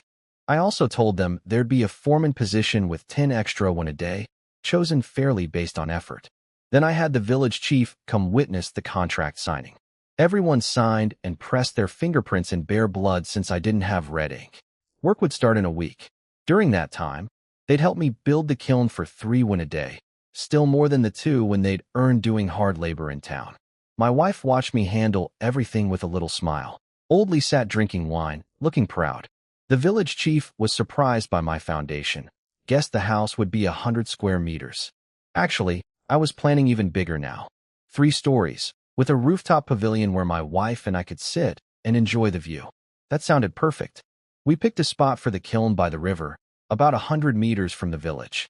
The chief warned me there's a Wang family in town that's been selling bricks for over 100 years. I told him not to worry, I'd go talk to them if needed. On my way home, I spotted the 3 village troublemakers, Dago, Ergo, and Sango, lurking outside my yard. They came crawling up to me, apologizing for all the trouble they'd caused before. They wanted jobs at the brick kiln. I told them the regular spots were full, but I needed guards to watch the kiln and make sure nobody steals bricks. 5 won a day each, and they'd live on site. I said I'd build them 3 separate rooms. Dago dropped to his knees and started slapping his own face, saying he didn't deserve my kindness. The other 2 knelt down too. They'd never imagined they could have their own rooms or ever get married someday. I told them to get up, stop being dramatic, work hard, save their money, and maybe next year they could find wives. I told them to be better men so their future kids wouldn't turn out like them. After I left, I heard Dago gave his brothers a serious talk about loyalty, said my business was their business from now on. Then the smartest one, Ergo, suggested they go beat up Zhou Tsuowa's family for always causing me trouble. Dago smacked him on the head, then said he was absolutely right. Off they went. That night, I heard Zhou Tsuowa's family got into a brawl with Dago and his brothers. Loud enough for the whole neighborhood to hear. Meanwhile, the walls of my house were already over 1 meter high, way faster than I expected. The place is over 130 square meters with 3 bedrooms and 2 living rooms. Liu Yunbao said he'd bring his big brother and 3rd brother tomorrow to help. I was grateful. Doing this alone would have taken 2 months. After they left, I picked a chunk of mud out of my hair and figured I'd need to hunt again tomorrow. Can't feed this many people just bare meat. I confiscated old Lee's wine before bed. The old man was grumpy about it, but passed out snoring within seconds. Next morning, I woke up just before De Huang could lick me, grabbed him by the neck and tossed him off the bed. I'm finally waking up before the dog. While I was drying my hair after washing, my wife suddenly asked what weapon I prefer. I said a long spear without hesitation. Longer reach means safer distance. Honestly, I just don't want to get too close to anything trying to kill me. She nodded, waved her hand, and a tree trunk flew over and shattered into a clean 2-meter staff. Then she told me to do the splits. I got excited. My wife, the Tao master, was going to train me. I started spreading my legs, but halfway down my tendons screamed. She whacked my calf with the staff, and I collapsed the rest of the way down. The pain hit 3 places at once. I thought I was torn in half. She said warriors need to suffer to get stronger. I started circulating my blood energy to ease the pain, which helped a little. But before I could feel proud of that, she tied ropes to both my feet and hung me upside down from the construction scaffolding, legs spread in a full split. Way past 180 degrees, probably 240. She told me to flip my body upright using just my legs and hold it for 1 hour before she'd let me down. I struggled and screamed. Every attempt sent ripping pain through my legs and groin. Then De Huang jumped up and licked my face, knocking me off balance. I flipped upside down again and had to start over. My wife finished breakfast calmly, handed the staff to Old Li, and told him to watch me. Then she went out to graze the cows like nothing was happening. Old Li took that staff and walked toward me with the creepiest smile. I'd finally gotten upright again, and he started poking me in the chest with the stick, wobbling it back and forth. I panicked and offered to give his wine back. He just laughed and said training was more important than wine. The old man was enjoying every second of my suffering. Old Li kept knocking me over with that stick, and every time I had to flip back upright through that ripping pain. But after about 15 minutes, I could actually take his pushes without falling. Progress. Before that, I challenged him, told him if he's so tough, why doesn't he try it himself? The old man casually lifted his bad leg straight over his head, past 240 degrees, took a sip of wine, and gently lowered it. I shut up after that. The Black Horse Gang arrived, all three brothers this time. Yu Mianhu, Lu Yunbao, and He Mianxiong, plus their guys. 15 people total, all working on my house like a professional construction crew. Lu Yunbao taught his big brother how to lay bricks using the exact same words I taught him, then ran off to watch him mess up. Apparently, they'd both made mistakes before and wanted their brother to share the embarrassment. Brothers, right? Down by the river, the village chief had the workers building my kiln. Even the 3 former village bullies showed up to help and were actually behaving themselves. Everyone was confused. Then a horse carriage pulled up outside my yard. It was Zhou Muxiue, that rich girl from town who won't leave me alone, and her friend Zheng Qiaoqiao. Zhou Muxiue saw me hanging upside down, drenched in sweat, with a bunch of rough-looking men around, and panicked. She thought I'd been kidnapped by bandits.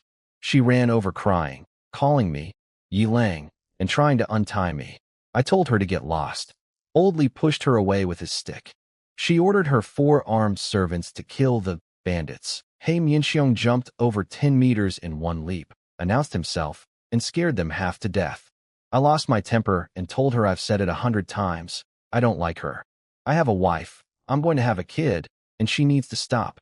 Her friend Zheng Qiaoqiao started yelling at me, saying Zhou Muxiue is beautiful and rich, and I should divorce my village girl, wife, and marry into their family instead.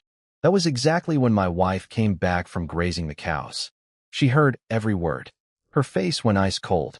The little bird on her shoulder shivered. My wife's killing intent had just spiked. I was furious when that Zheng Qiaoqiao girl insulted my wife. I told Old Li to untie me immediately. He did. No jokes this time. The Black Horse brothers all grabbed bricks and came over too.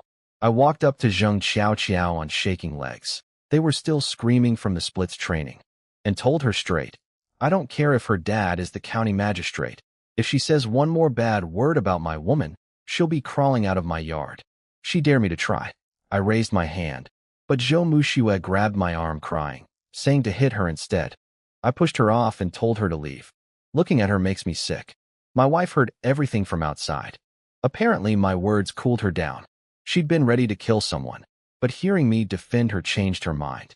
She walked in calmly, while Zhou Muxiue and her friend left crying. Zhou Muxiue still insists she'll marry no one but me. I really don't get it. The second my wife walked in, I panicked and told Old Li to hang me back up quick. I flipped myself upright and showed off. Look, honey, I can do it now. She smiled and said not bad. Meanwhile, all the bandits saw her and ran back to work terrified. She scares them way more than I do. De Huang jumped on me covered in mud and started licking my face. I asked my wife if the dog had eaten any poop. She said she didn't know and I should ask him myself. Thanks, very helpful. I survived the full hour of hanging. My legs felt like they belonged to someone else afterward, but I managed to stand up eventually. I went to check on the kiln construction by the river. Everything looked good. The water was so clear I could see fish swimming. That gave me an idea. I ran home and asked my wife to go fishing with me. She agreed. I grabbed a bucket and a sharpened stick and took her to a shallow spot. I jabbed at fish and missed. She jabbed once and got one on the first try. Then she caught 10 more while I got one. To make it worse, De Huang dove into the water and came out with a huge turtle in his mouth. I couldn't even outfish my dog. After a while, I pulled my wife out of the water, saying the cold wasn't good for the baby. Really, I just couldn't take the embarrassment anymore. I called her Bower, like baby, for the first time. The little spirit bird on her shoulder looked horrified that I'd dare. My wife raised an eyebrow and asked what I just called her. I said it proudly, Bower. You're my treasure, aren't you? She smiled and turned away, then quietly said maybe the splits training wasn't painful enough for me yet. I immediately backtracked and apologized. But still, wife affection progress, up 5%. Total, 40%. I went back in the water determined to catch a fish. I stood where my wife had been. Sure enough, fish everywhere. I stabbed down hard and missed. Meanwhile, De Huang pulled out his sixth turtle. How does that dog find them all when I can't spot a single one? My wife gave me some advice. Stay calm, feel the water's flow, and strike in that split second of opportunity. Same as fighting. I tried to calm down, spotted a fish, held my breath, and thrust the stick in. I smiled, felt like I got it. Pulled it up. Nothing. The fish was gone. I made up an excuse about being too kind to kill fish and went back to shore. Then I grabbed another bucket and went to collect river snails instead. At least those don't swim away. I got half a bucket in no time. When my wife called me back, she had a full bucket of fish. My dignity was completely destroyed. Back home, I cleaned everything up. I pinched the tails off the snails with my fingers, easy with my strength. Stir-fried them in pork fat with red chili peppers. The smell was incredible.